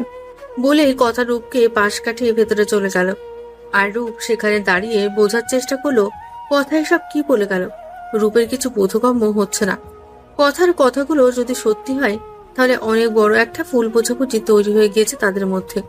অন্যদিকে কথা চলে যাওয়ার সাথে সাথে আরেকজন আড়াল থেকে বেরিয়ে আসলো। তার মুখে ফুটে উঠেছে বিজয়ের হাসি। সে একা একাই বলতে থাকে, হ্যাঁ পেরেছি আমি, আজকে আমি সফল। কথা আর রূপ আলাদা হয়ে গিয়েছে। মিস্টার রূপ চৌধুরী, এখন দেখেন কেমন লাগে ভালোবাসার মানুষকে হারানোর কষ্টটা। আপনিও একটু ভোগ করে দেখেন। অনুষ্ঠান শেষ হতে রাত প্রায় 12টা বেজে যায়। বাসায় এসে ফ্রেশ হয়ে সবাই শুয়ে পড়ে, সবাই ক্লান্ত। আবার কালকে বিয়ে, সকাল থেকেই শুরু হবে বিয়ের অনুষ্ঠান। পরদিন সকালেই রিয়ার মা এসে আমাদের সবাইকে জাগিয়ে দিয়ে যায়। সবাই উঠে ফ্রেশ হয়ে ব্রেকফাস্ট করে নিই। আজকেও রিয়াকে সাজাতে পার্লারের লোক বাসায় আসার কথা, তারা এসেও পড়েছে। এই যে মিস, কে আপনি? মানে কি আকাশ, তুই কি আমাকে চিনিস না? আরে তুই কি আমার আলু নাকি? ভাই, আমি তোর আলু, কিন্তু তুই এমন করছিস কেন? আমাকে কি চেনা যাচ্ছে না নাকি? না মহারানী, আপনাকে চেনা যাচ্ছে, সেই সাথে অনেক কিউটও লাগছে। আজকে তো ছেলেরা আপনাকে দেখে চোখ ফেরাতে পারবে না। হইছে তোর, থাম এবার। আর পাম দিলে আমি ফেটেই যাব ভাই। আচ্ছা, করবো না আর প্রশংসা। এখন বল আরশি কই? ও তো রুমে। কেন, ওকে আবার কি প্রয়োজন? ওকে গিয়ে বল ওর ভাই ওকে ডাকছে। আচ্ছা ঠিক আছে, আমি রুমে গিয়ে আরুষিকে বললাম রূপ ভাইয়া ওকে ডাকছে। আরুষি চলে গেল রূপ ভাইয়ার খোঁজে। আরুষি খুঁজতে খুঁজতে ছাদে গিয়ে রূপ ভাইয়াকে খুঁজে পেল। তারপর বলল, তুমি আমাকে খুঁজছিলে ভাইয়া? কি কথা ভাইয়া? তুই কি সবকিছু জানতি আরশি? মানে কি সব জানবো ভাইয়া? আমার আর কথার ব্যাপারে তাই না? আমরা সবাই তো জানি এই কথাটা, শুধুমাত্র কথাই জানে না যে তোমাদের বিয়ে ঠিক সেই ছোটবেলা থেকে। কালকে কথা আমাকে কি বলেছে জানিস? কি? আমার নাকি প্রেমিকা আছে, তার সাথে নাকি ও কলে কথাও বলেছে। তারপর একে একে রূপ সবকিছু আরশিকে বলতে লাগলো। আমার কি মনে হচ্ছে জানো ভাইয়া? কি মনে হচ্ছে তোর? কেউ তো আছে যে আমাদের অগোচরই এসব কিছু করছে। সে চাচ্ছে তোমার আর কথার মাঝে দূরত্ব সৃষ্টি করতে, তোমাদেরকে আলাদা করে দিতে। আমি পুরোপুরি শিওর না, কিন্তু আমার মন বলছে এরকম কিছু একটা হয়েছে। এটা আমিও ভেবেছি। আর সবচেয়ে বড় কথা হচ্ছে যে সবার পিছন থেকে এসব গেম খেলছে সে আমাকে খুব পরিচিত কেউ, আর সে আমাকে আর কথাকে হয়তো খুব ভালো করে চেনে। কেন, তোমার এসব কেন মনে হলো? আমার কাছে প্রায় 2-3 মাস পর পর কিছু ছবি পাঠানো হতো। ছবিগুলো বাংলাদেশ থেকে পাঠানো হতো, আর এই কাজে প্রতিবারই ভিন্ন ভিন্ন সিম কার্ড ব্যবহার করা হতো। কিসের ছবি আর কেমন ছবি ভাইয়া? দাঁড়া, তোকে দেখাচ্ছি। তারপর রূপ নিজের ফোন থেকে কিছু ছবি বের করে আরশিকে দেখালো। ছবিগুলো দেখে আরশিও চমকে গেল। রূপের উদ্দেশ্যে সে বলে উঠল, এসব ছবি তোমাকে কে পাঠালো? এটা জানলেই তো সমস্যার সমাধান হবে। এখন কিভাবে জানবো সেটাই বুঝতে পারছি না। খুব বেশি সময় লাগবে না তাকে ধরতে। সে আমাদের সাথে যেভাবে গেম খেলছে আমরাও ঠিক একইভাবে তার সাথে গেম খেলবো। খেলার শুরুটা হয়তো সে করেছে, সমাপ্তিটা না হয় আমরাই করব। কি বলতে চাচ্ছিস তুই? তুমি যা ভাবছো সেটাই। এখন সময় খুব কম, যা করার তাড়াতাড়ি করো। আচ্ছা, আমি আজকেই তার সাথে কথা বলবো। আর হ্যাঁ, এখন আর কাউকে কিছু জানিয়ে লাভ নেই। আর তুমি কথা থেকে একটু দূরেই থাকবে। সে যেভাবে যা চাইছে আমরা ঠিক সেটাই করব। কিন্তু আমি হয়তো এক্ষুনি বুঝতে পারছি কে এমন করছে। তুমি ভুল বুঝছো, ওটা সম্ভব না, কারণ সে এরকম করবে না। এখন তুমি তার সাথে কথা বলো, সেই আমাদের বলতে পারবে সবকিছু। আচ্ছা ঠিক আছে, কেউ আবার শুনে ফেলবে। এখন যা, নিচে যা। আচ্ছা ঠিক আছে। আরশি চলে যাবার পর রূপ ছাদ থেকে নিচে আসতে যাবে, তখনই তাকে দেখে কেউ একজন আড়াল হয়ে গেল। রূপের মুখে হাসি ফুটে উঠল। সে একা একাই বলতে লাগলো, এখন শুরু হবে খেলা, দেখি কার জয় হয় এই খেলায়। রূপ বলে নিচে চলে গেল। কাজী মাত্রই বিয়ে পড়ানো শেষ করলো। চারদিকে খুশির আমেজ রয়েছে। রিয়া আর রায়ান ভাইকে একসাথে খুব ভালো মানিয়েছে, যেন মেড ফর ইচ আদার। দেখতে দেখতে বিদায়ের সময় চলে আসলো। এতক্ষণ যে পরিবেশটা হাসি আনন্দে ভরপুর ছিল, এখন মুহূর্তেই তার কিছুই নেই। সবকিছুই নীরব হয়ে গেছে, শুধু শোনা যাচ্ছে কান্নার শব্দ। মেয়েদের জীবনটাই হয়তো এমন। এতদিন যে বাসায় ছিল, যে বাসায় সে ছোট থেকে বড় হয়েছে, আজকে তাকেই সেই বাসা ছেড়ে চলে যেতে হচ্ছে। আজকে থেকে সে অন্য একটি বাড়ির পুত্রবধূ। সম্পূর্ণ নতুন পরিবেশ, নতুন মানুষ, সবকিছুর সাথে মানিয়ে নিতে নিতে আবার সবকিছু বদলে যাবে। এটাই হয়তো জীবন, প্রত্যেকটি অধ্যায় ভিন্ন ভিন্ন। এক সময় রিয়া আমাদের কাছে আসলো, একসাথে আমাকে, আকাশকে আর আরুষিকে জড়িয়ে ধরলো। আমরা তিনজন ওকে জড়িয়ে ধরলাম। হঠাৎ আমার চোখ থেকে পানি পড়তে শুরু করলো। বিয়ের সময়টা যতটা আনন্দের, বিদায়ের সময়টা তার থেকে অনেক বেশি কষ্টের সময়। তারপর রিয়াজ ভাইয়া আর আকাশ গিয়ে রিয়াকে গাড়িতে উঠিয়ে দিল। ওদের গাড়ি চলতে শুরু করলো। বিয়ে শেষ। সময় মনে হয় এক পলকেই কেটে গেল। কখন কি হলো বুঝতেই পারলাম না। এত তাড়াতাড়ি কেন সময় চলে যায়। আজকে আমি আর আরুষি বাসায় ফিরে যাব, তাই আন্টির সাথে দেখা করে আমরাও বাসার উদ্দেশ্যে বের হয়ে গেলাম।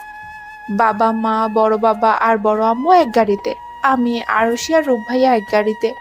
যেহেতু রাত হয়ে গেছে সে কারণেই রাস্তাটা খুব একটা জ্যাম নেই। রাস্তা এক প্রকার ফাঁকা বললেই চলে। আমাদের আস্তে আস্তে রাত প্রায় 1টা বেজে যায়। বাসায় এসে ফ্রেশ হয়ে আমি শুয়ে পড়ি, অনেক ক্লান্ত। তার মধ্যে কালকে আবার বউ ভাতের অনুষ্ঠানও আছে। এসব ভাবতে ভাবতে কখন আমি ঘুমিয়ে গিয়েছিলাম জানি না। হঠাৎ গভীর রাতে হাতে কারোর স্পর্শ পেতেই ঘুম ভেঙে গেল।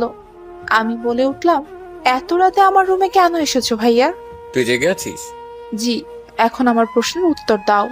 তুই বাচ্চা নস কথা, আর এখন তো সবই জানিস তাই না? আমার হাতে মেহেদি নিজের নামের প্রথম অক্ষর আপনিই লিখেছিলেন তাই না? হুম প্রতিদিন আমি ঘুমানোর পর আপনি আমার রুমে আসেন তাই না?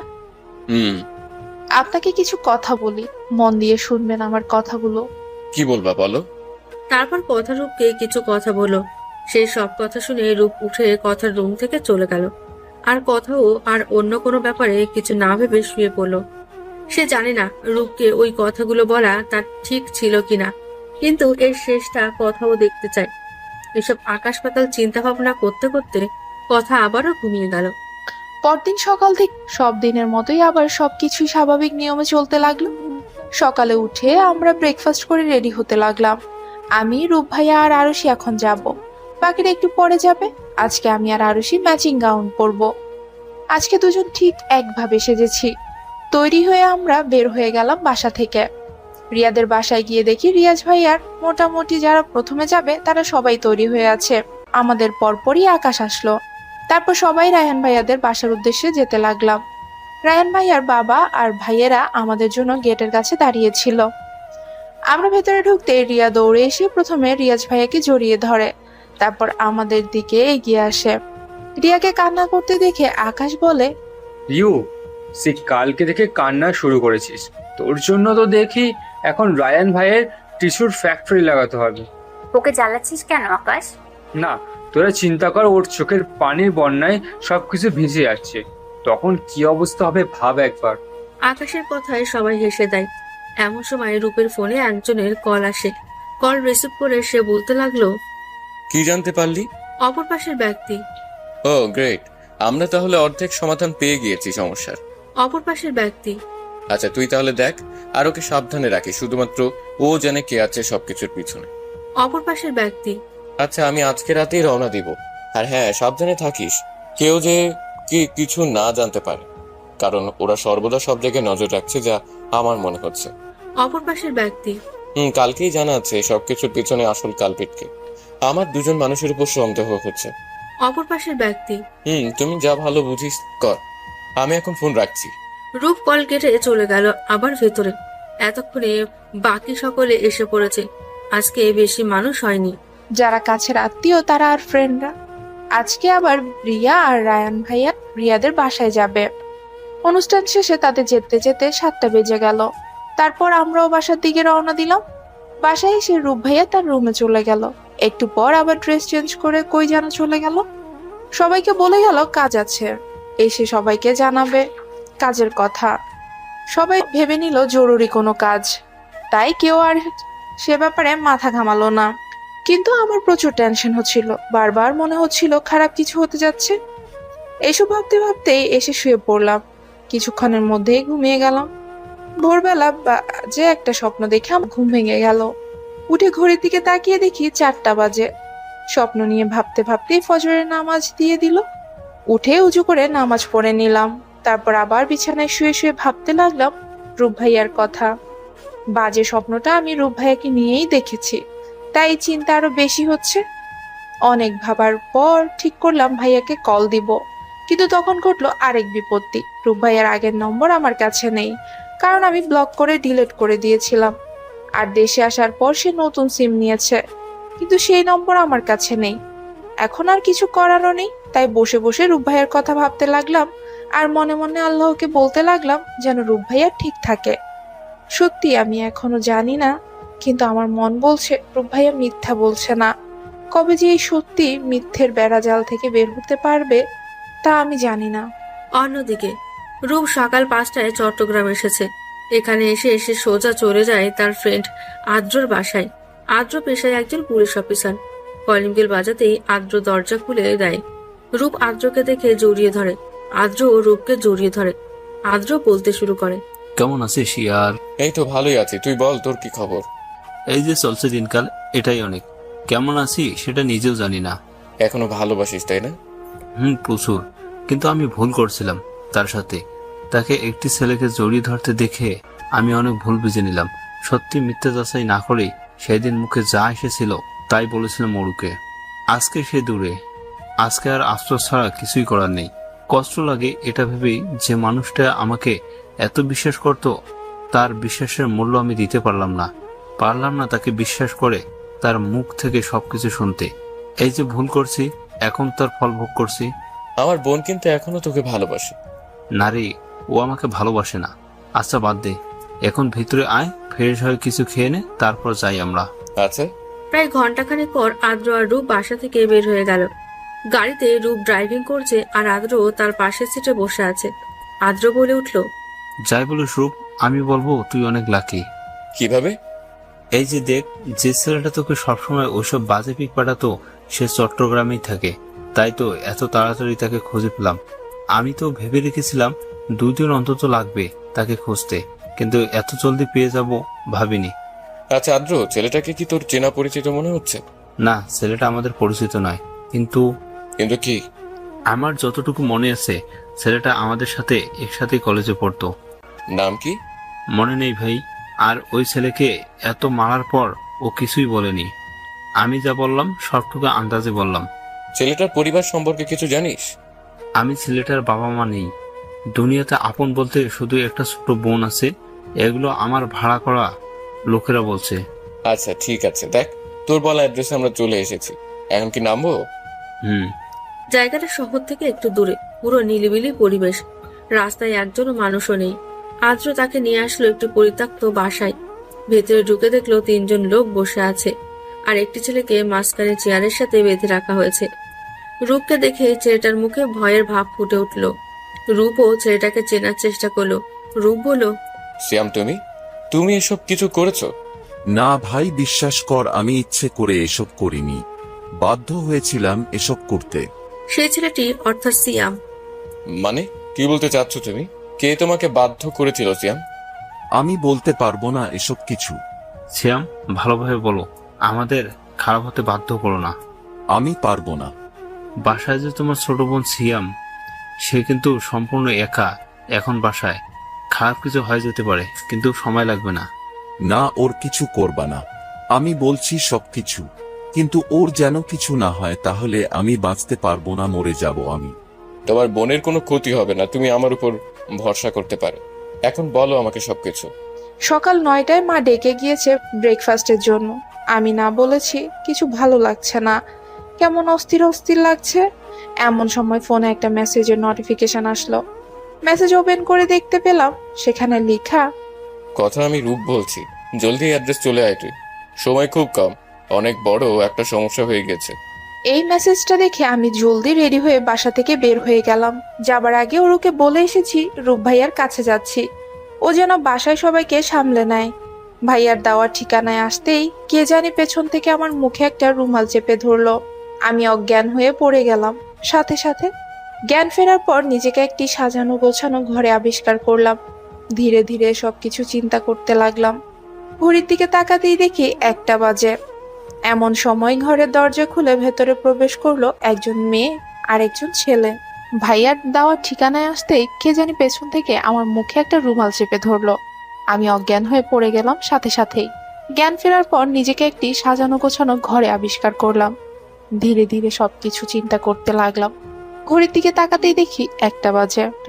এমন সময় ঘরের দরজা খুলে ভেতরে প্রবেশ করলো একজন মেয়ে আর একজন ছেলে। তাদের দেখে আমি প্রচুর অবাক হয়েছি, এটা কিভাবে সম্ভব? আমার সামনে দাঁড়িয়ে আছে প্রমি আপু আর রিয়াজ ভাইয়া। আমি এখনো বুঝতে পারছি না কি হচ্ছে এসব। তার মানে কি তারা দুজনেই এসব করেছে? আগ্রহ দমিয়ে রাখতে না পেরে বলে উঠলাম, তোমরা এখানে কি করছো? আর আমি বা এখানে কিভাবে আসলাম?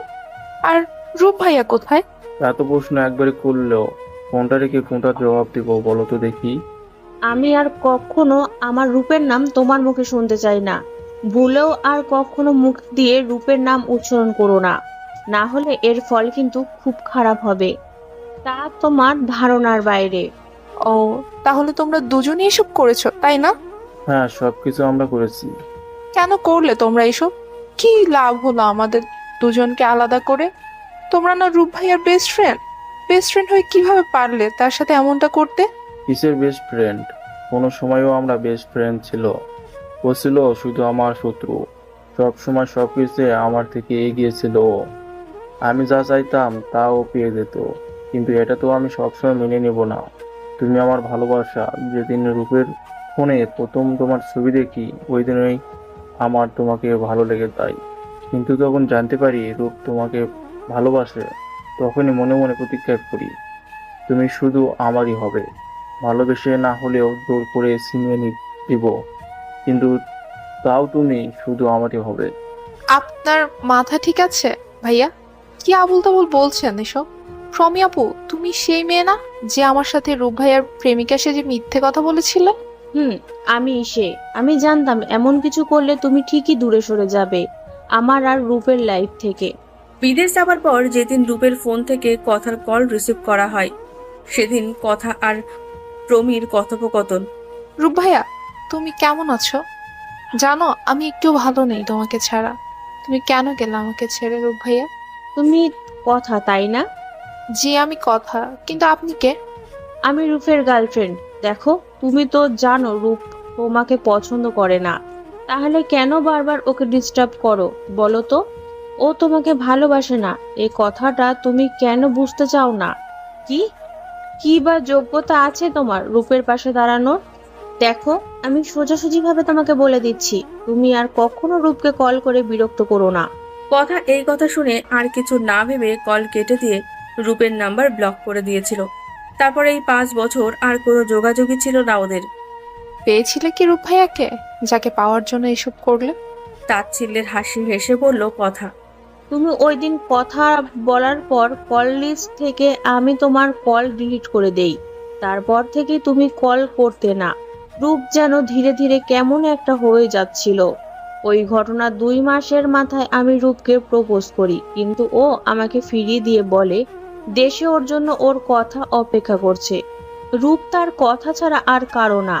সেই দিন আমি অবশ্য আর কিছু বলিনি ওকে। আমরা আবার ফ্রেন্ডের মতোই থাকতে শুরু করি। আমি মনে মনে ভাবতে থাকি কিভাবে কি করব, কিভাবে রূপের মন থেকে কথাকে সরানো যায়।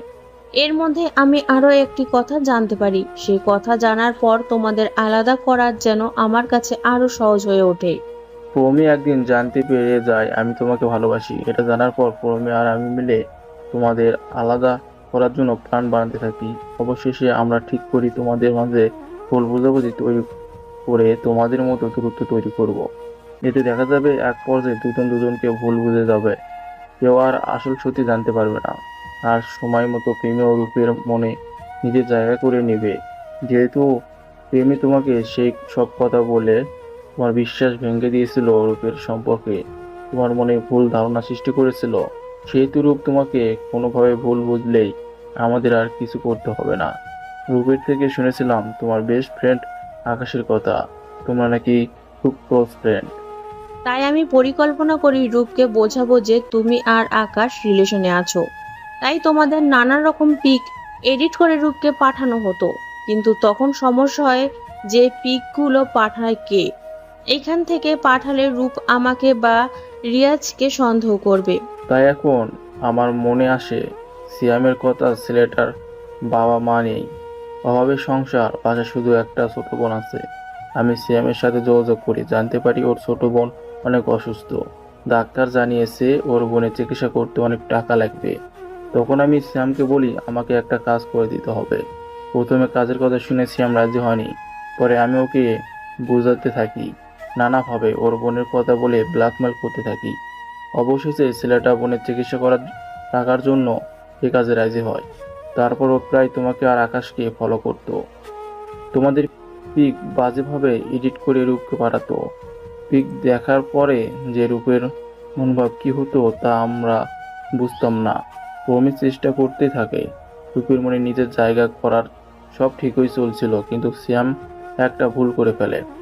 4 দিন আগে ও চিটাগাং থেকে তোমার আর আকাশের কিছু পিক রূপের ফোনে পাঠায়। রূপ ওর বন্ধুকে দিয়ে খোঁজ লাগিয়ে জানতে পারে ওকে কই থেকে ছবি পাঠানো হতো। রূপ কালকে চিটাগাং গিয়েছে। সিয়াম অবশ্য এখন মনে হয় ওদের কাছেই আছে। মানুষ কতটা খারাপ হতে পারে আপনাদের না দেখলে কখনোই জানতে পারতাম না। নিজের স্বার্থের জন্য কখনো কখনো খারাপ হওয়া লাগে। অনেক কথা হয়েছে, আধা ঘন্টা পর কাজই আসবে। আজকে তোমার আর রিয়াজের বিয়ে হবে এখানে। দুজন মেয়ে এখন তোমার রুমে আসবে তোমাকে সাজাতে।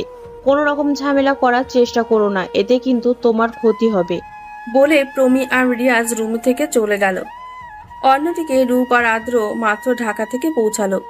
রূপ সোজা নিজের বাসায় গেল আদ্রকে নিয়ে। আর সে দরজা খুলে রূপকে দেখতে পায়।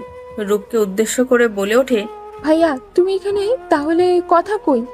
মানে কথা তো বাসায় থাকার কথা, আমি তো মাত্র চিটাগাং থেকে আসলাম, আমি কিভাবে জানবো কথা কই? ও তো তোমার সাথেই দেখা করতে গেছে। মানে? আরশি রূপকে সব ঘটনা বলল। আরশির কথা শুনে রূপ বলে উঠল, ও শিট, অনেক বড় ভুল করে ফেললাম আমি। পেয়েও কি আবার হারিয়ে ফেললাম আমি আমার কথা? আরশি আদ্রকে প্রথমে লক্ষ্য করেনি, কিন্তু পরিচিত কণ্ঠ শুনে সামনে তাকাতেই আরশি চমকে ওঠে। এই মানুষ এখানে কেন? আরশি রূপকে বলে, ভাইয়া উনি এখানে কেন এসেছেন?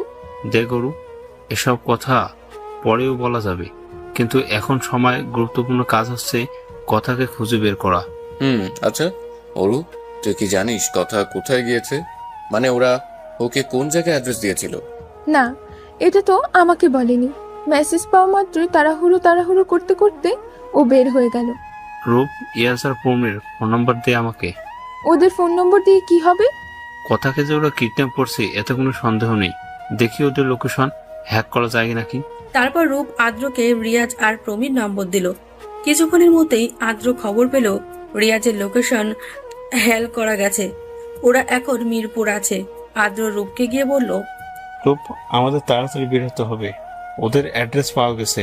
আমি এখানকার স্থানীয় পুলিশ অফিসারদের সাথে কথা বলে নিয়েছি, তারা বের হয়ে পড়ছে, হয়তো অলরেডি। আমাদেরও যাওয়া দরকার দ্রুত। আচ্ছা চল। আমিও যাব তোমাদের সাথে। আচ্ছা জলদি আসো। ওরা সবাই মিলে বের হয়ে গেল পাওয়া ঠিকানার উদ্দেশ্যে। অন্যদিকে মেয়ে দুটা আমার রুমে আসার পর আমাকে কান্না করতে দেখে ওরা জিজ্ঞেস করছে কান্নার কারণ। ওদের সবকিছুই খুলে বলতেই ওরা রাজি হয়ে যায় আমাকে হেল্প করতে। ওদের মধ্যে একজন বোরখা হিজাব এবং তার সাথে মুখে মাস্ক পরা ছিল। উনি আমাকে বলে আমি যেন ওনার ড্রেসগুলো পরে ফেলি জলদি, আর উনি আপাতত বসে যেখানে কথা হয়ে থাকবেন, আমি যেন জলদি অন্য মেয়েটির সাথে চলে যাই। ওই আপু ড্রেস পরার পর অন্য আপু আমাকে নিয়ে রুমের বাইরে আসেন। তারপর রিয়াজকে বলে আমার শরীর খারাপ, উনি আমাকে এগিয়ে দিয়ে এসে কথাকে সাজিয়ে দিবেন। রিয়াজ বলে আচ্ছা যাও। আসলে রিয়াজ সে ব্যাপারে খুব একটা পাত্তা দেয়নি। ওই আপুটি আমাকে ওই বাসা থেকে একটু দূরে নিয়ে এসে একটা রিক্সা ঠিক করে দেয় এবং আমার হাতে কিছু টাকা দিয়ে বলে আমি যেন জলদি আমার বাসায় ফিরে যাই। এই বলে উনি আবার রিয়াজদের বাসায় চলে যায়। রিক্সা চলতে শুরু করে। রিক্সায় বসে আমি ভাবতে লাগলাম রিয়াজ আর প্রমির কথা। এরা কত আপন ছিল রূপ ভাইয়ার, অথচ ভাইয়ার পেছন দিয়ে ছুরিটা ওরাই দিয়ে মেরেছে। অন্যদিকে এই আপু দুটা সম্পূর্ণ অপরিচিত একটা মেয়েকে বাঁচানোর জন্য নিজেদের রিস্কের মধ্যে ফেলল। আসলে মানুষ চেনা প্রচুর কঠিন কাজ। মুহূর্তের মধ্যেই অপরিচিত মানুষ পরিচিত হয়ে যায়, আবার পরিচিত মানুষ হয়ে যায় অপরিচিত। অর্ধেক রাস্তায় এসে রিক্সায় সমস্যা হওয়ার কারণে আমার নেমে পড়তে হয়। এদিকে আর কোনো গাড়িও পাবো না। গাড়ির জন্য এখন মেন রোড পার করে অপর পাশে যাওয়া লাগবে। আমি যেই মেন রোডের মাঝে আসি তখন হঠাৎই একটা গাড়ি এসে আমাকে ধাক্কা দিয়ে ফেলে দেয়। আমি দূরে গিয়ে ছিটকে পড়ি। ধীরে ধীরে আমি জ্ঞান হারিয়ে অচেতন হয়ে পড়লাম। অনেকক্ষণ হয়ে যাওয়ার পর যখন কথাকে সাজানো শেষ হচ্ছিল না, তখন প্রমি কথার রুমে ঢুকে পড়ে। ভেতরে গিয়ে যখন কথার জায়গায় অন্য একটি মেয়েকে দেখতে পাই, তখন প্রমি সব বুঝে যায় যে কথা পালিয়েছে। প্রমি দৌড়ে গিয়ে রিয়াজের কাছে যায় রিয়াজকে সবকিছু বলতে, কিন্তু রিয়াজের কাছে গিয়ে প্রমি দ্বিতীয় দফা অবাক হয়, কারণ রিয়াজকে পুলিশরা ঘিরে রেখেছে আর তাদের পাশেই দাঁড়িয়ে আছে রূপ, আদ্র আর আরশি। প্রমিকে দেখে রূপ প্রমির দিকে এগিয়ে গিয়ে প্রমির গালে ঠাস করে একটা থাপ্পড় দিয়ে বলতে থাকে, কেন করলি তোরা আমার সাথে এমন? তোরা না আমার কত আপন ছিলি, তাহলে কেন এসব করলি? কি লাভ হলো এসব করে তোদের? কেন কেন কেন বল তোরা? আরে ভালোবাসতাম তোকে, কিন্তু তুই আমাকে রিজেক্ট করলি শুধুমাত্র এই কথার জন্য। কি আছে এই কথার মাঝে? ওর থেকে রূপে গুণের সব দিক থেকে আমি এগিয়ে। তাহলে বল, কেন ভালোবাসলি তুই ওই মেয়েটাকে? কেন আমাকে ভালোবাসলি না? বলতে বলতে প্রমি কান্না করে দিল। ভালো শুধুমাত্র একজনকে বাসা যায়। ভালোবাসা হচ্ছে একটা অনুভূতি যা শুধুমাত্র একজন মানুষের প্রতিই আসে। আজ যদি তোরা এসব না করতি তাহলে এরকম দিন হয়তো আমার কখনো দেখা লাগতো না। কি করে পারলি বন্ধু এ বন্ধুর সাথে বেইমানি করতে? আর রিয়াজ, তুই না আমাকে নিজের ভাই ভাবতি, ভাইয়ের সাথে এরকম করতে কি তোর একটু বিবেকে বাঁধেনি? না, বিশ্বাস কর আমার একটুও খারাপ লাগেনি, কারণ আমি কথাকে ভালোবাসি। কথা শুধু আমাকে ভালোবাসে, বুঝতে পারলি? যদি মানুষটাই না থাকে তো ভালোবাসবি কিভাবে? কি বলতে চাইছিস তুই প্রমি? ক্লিয়ার করে বল আমাকে সবকিছু। কথা পালিয়ে গেছে। পার্লারের ওই মেয়ে দুটো ওকে পালাতে সাহায্য করেছে। অফিসার, ওদের ধরে নিয়ে যাও। এরা যেন এদের যোগ্য শাস্তি পায়, কোনো মতেই যেন এরা বাঁচতে না পারে। আচ্ছা ঠিক আছে, আমি সবটা দেখব, আপনি টেনশন করবেন না। এই তোমরা ওদের নিয়ে যাও থানায়, আমি একটু পরে আসছি। রিয়াজ আর প্রমিকে অফিসাররা ধরে নিয়ে গেল। তখনই ওসির ফোনে একটা কল আসে। কল রিসিভ করে ওসি সাহেব বলতে লাগলো, আচ্ছা আমি এক্ষুনি আসছি। খুব বড় একটা গন্ডগোল হয়ে গেছে আব্দুল সাহেব। কি গন্ডগোল হলো আবার? এখানে মেইন রোডে একটা মেয়ে অ্যাক্সিডেন্ট করেছে। অবস্থা নাকি খুব একটা সুবিধার না।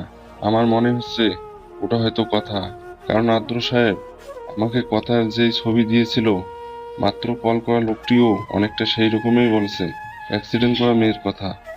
না, এটা কখনো হতে পারে না। আমার কথার কিছু হতে পারে না। ওসি সাহেব, তাড়াতাড়ি চলেন, অ্যাক্সিডেন্ট করা জায়গায় যাব আমরা। অ্যাক্সিডেন্ট স্পটে পৌঁছাতেই ওসি এক লোককে জিজ্ঞেস করে অ্যাক্সিডেন্ট করা মেয়েকে দেখেছে কিনা। লোকটা হ্যাঁ বলতেই ওসি সাহেব কথার ছবি ওনাকে দেখান। ছবি দেখে লোকটি বলে, হ্যাঁ, এই মেয়েটারই অ্যাক্সিডেন্ট হয়েছিল। অনেক খারাপ অবস্থা হয়ে গিয়েছিল, মনে হলো আর বাঁচবে না। অনেক খারাপ লাগছিল মেয়েটার জন্য। মেয়েটি কোন হসপিটালে আছে জানেন? একজন লোক মেয়েটিকে এই হসপিটালে নিয়ে গেছে। এর থেকে বেশি আমি আর কিছু জানি না। আদ্র, আমি আমার কথার কাছে যাব। আমি আমার কথার কাছে নিয়ে যাও। পরে ওসি সাহেব রূপ, আদ্র আর আরশি মিলে হাসপাতালে যায়। হসপিটালে গিয়ে তারা আরো একটি খবর জানতে পারে, যা শুনে রূপ পুরোপুরিভাবে ভেঙে পড়ে। হসপিটালে এসে ওসি সাহেব অ্যাক্সিডেন্টের ব্যাপারে খোঁজ করতে জানতে পারে মেয়েটিকে এই হাসপাতালে নিয়ে এসেছিল একটি লোক, কিন্তু হসপিটালের লোক মেয়েটিকে ভর্তি নেয় না। কারণ প্রথমত এটা ছিল অ্যাক্সিডেন্ট কেস, আর দ্বিতীয়ত মেয়েটির অবস্থা প্রচুর খারাপ ছিল। মুখের অনেক অংশ কেটে গিয়েছিল, শরীরে তো আরো অনেক ক্ষত ছিল। মেয়েটিকে ভর্তি করলেও মেয়েটির বাঁচার কোনো সম্ভাবনাই ছিল না, তাই তারা মেয়েটিকে ভর্তি নেয় না। তারা না করার পর মেয়েটিকে যে ভদ্রলোক নিয়ে এসেছিল সে নিজের গাড়িতে করে আবার কোথায় জানি নিয়ে চলে যায়। হসপিটাল থেকে সবাই এইটুকুই জানতে পারে। এসব শুনে রূপ আরো ভেঙে পড়ে। হঠাৎই রূপ জ্ঞান হারিয়ে পড়ে যেতে নাই। আদ্র কোনো রকমে রূপকে ধরে ফেলে। আরশিও কান্না করতে করতে চোখ মুখ লাল করে ফেলেছে, আর আরশির কাছে গিয়ে বলল, ওরু, আমি বুঝতে পারছি তোমার অনেক খারাপ লাগছে, অনেক কষ্ট হচ্ছে তোমার, কিন্তু এখন আমাদের রূপকে সামলাতে হবে, তাই না? আমি রূপকে হসপিটালে ভর্তি করে দিয়েছি। ডাক্তার বলতেছে অতিরিক্ত টেনশনে এমন হয়েছে। আপাতত ওকে একটা ঘুমের ইঞ্জেকশন দেওয়া হয়েছে। ওর জ্ঞান মোটামুটি আরো 10 ঘন্টা পর ফিরবে। বাসার সবার সাথেও আমি কথা বলে নিয়েছি। তুমি প্লিজ এখন রূপের খেয়াল রাখো। আমি ওসি সাহেবের সাথে যাচ্ছি কথার খোঁজে। আচ্ছা ঠিক আছে। সময় নাকি বাতাসের থেকে তীব্র বেগে ছোটে। কথাটা হয়তো সত্যি। কথার অ্যাক্সিডেন্টের 2 সপ্তাহ হয়ে গেছে, এখনো কথার কোনো খোঁজ পাওয়া যায়নি। আদ্র আর ওসি সাহেব অনেক খুঁজেছে কথাকে, কিন্তু কোথাও কথার কোনো খবর পাওয়া যায়নি। সবাই ধরে নিয়েছে কথা মারা গেছে, কারণ বেঁচে থাকলে কোনো না কোনো খবর তো কথার পাওয়া যেতই। চৌধুরী পরিবারের শোকের ছায়া নেমে এসেছে। পরিবারের সবাই জানি কেমন নীরব হয়ে গিয়েছে। যে চৌধুরী বাড়ি সবসময় হাসি আনন্দে মেতে থাকতো, আজকে সেই চৌধুরী বাড়ির একটি সদস্যের মুখেও হাসির রেশ নেই। ওই দিন রূপের জ্ঞান ফেরার পর অনেক পাগলামি করেছে কথার কাছে যাওয়ার জন্য। সবাই অনেক কষ্টে তাকে সামলিয়েছে। তারপর থেকে রূপ আরো বেশি গম্ভীর হয়ে গিয়েছে। কারোর সাথে কোনো কথা বলে না, সারাক্ষণ চুপচাপ নিজের ঘরে থাকে, খাবারও খায় না ঠিক মতো। হঠাৎ হঠাৎই কথা বলে জোরে চিল্লিয়ে ওঠে। দেখতে দেখতে 1টা বছর পার হয়ে গেল। এই সময়ের মধ্যে অনেক কিছু বদলে গিয়েছে। চৌধুরী পরিবারের সবাইও নিজেদের সামলে নিয়েছে, আর রূপ এখন অনেকটাই বদলে গিয়েছে। আগের মতো আর কথার জন্য পাগলামি করে না, কেমন জানি অনুভূতি শূন্য মানুষ হয়ে গিয়েছে। রোজ সকালে অফিসে যায়, তারপর রাত 1টা 2টোর সময় বাসায় ফেরে। কখনো কখনো আবার অফিসেই থেকে যায়। আগের মতো কথাও বলে না কারোর সাথে। রূপের জীবন সীমাবদ্ধ হয়ে গেছে অফিস টু বাসার মাঝে। যে ছেলেটা সবসময় হাসি খুশি থাকতো, সেই ছেলেটা এখন হাসতে ভুলে গেছে। পরিস্থিতি মানুষকে পরিবর্তন করে দেয়, বাস্তবতা মানুষকে সবকিছু মেনে চলা শিখিয়ে দেয়। রূপের জীবনও এখন তেমনি হয়ে গিয়েছে। যে ছেলে সবসময় গোছালো পরিপূর্ণ থাকতো, সেই ছেলে সম্পূর্ণ অগোছালো হয়ে গিয়েছে। কেমনই জানি এলোমেলো হয়ে গিয়েছে তার জীবন। অফিসে নিজের কেবিনে ব্যালকনিতে দাঁড়িয়ে রূপ অতীতের কথাগুলো ভাবছিল। ভাবতে ভাবতে সে আপন মনেই বলে ওঠে, যেদিন যায় ভালোই যায়, চাইলেও আর সেদিন ফিরে পাওয়া যায় না। সত্যিই তো, চাইলেও হয়তো আর কখনো আমি আমার কথা রানীকে ফেরত পাবো না, আর কখনো তার ভালোবাসা ফিরে পাবো। আচ্ছা কথা রানী, কেন তুমি আমাদের রূপ কথার গল্প অসম্পূর্ণ রেখে চলে গেলে? কেন চলে গেল তোমার রূপকে ফেলে? জানো আমি না ভালো নেই তোমাকে ছাড়া, আমি একটুও ভালো নেই কথা। তোমার রূপ কখনো ভালো থাকতে পারে না তোমাকে ছাড়া। ফিরে এসো প্লিজ, আর কখনো কষ্ট পেতে দিব না কথা। রূপের কথার মাঝে কে যেন কেবিনের দরজায় নক করলো। রূপ বলে ওঠে, কে? রূপের অ্যাসিস্ট্যান্ট রাহুল বলে, স্যার আমি রাহুল। ভিতরে এসো। জি স্যার। আসলে স্যার, খান কোম্পানি যে আমাদের সাথে একটা ডিল করতে যাচ্ছে, যেটার কথা আপনাকে আমি কিছুদিন আগে বলেছিলাম। তো কি হয়েছে? স্যার, তাদের মেইন বিজনেস হচ্ছে আমেরিকায়। তারা চাচ্ছেন আমরা যেন ওখানে তাদের অফিসে গিয়ে সব দেখে শুনে তাদের সাথে ডিলটা ফাইনাল করি। আমি যেতে পারবো না, তুমি চলে যাও, গিয়ে সবকিছু দেখে ঠিক মনে হলে ডিল ফাইনাল করে এসো। না স্যার, এটা তো মেইন প্রজেক্ট, তো মিটিংয়ে আপনার তো উপস্থিত থাকা লাগবে। আমি যেতে পারবো না রাহুল, তুমি তাহলে তাদের না বলে দাও। স্যার, এই প্রজেক্টের কাজ করলে আমাদের কোম্পানির 60% লাভ আছে।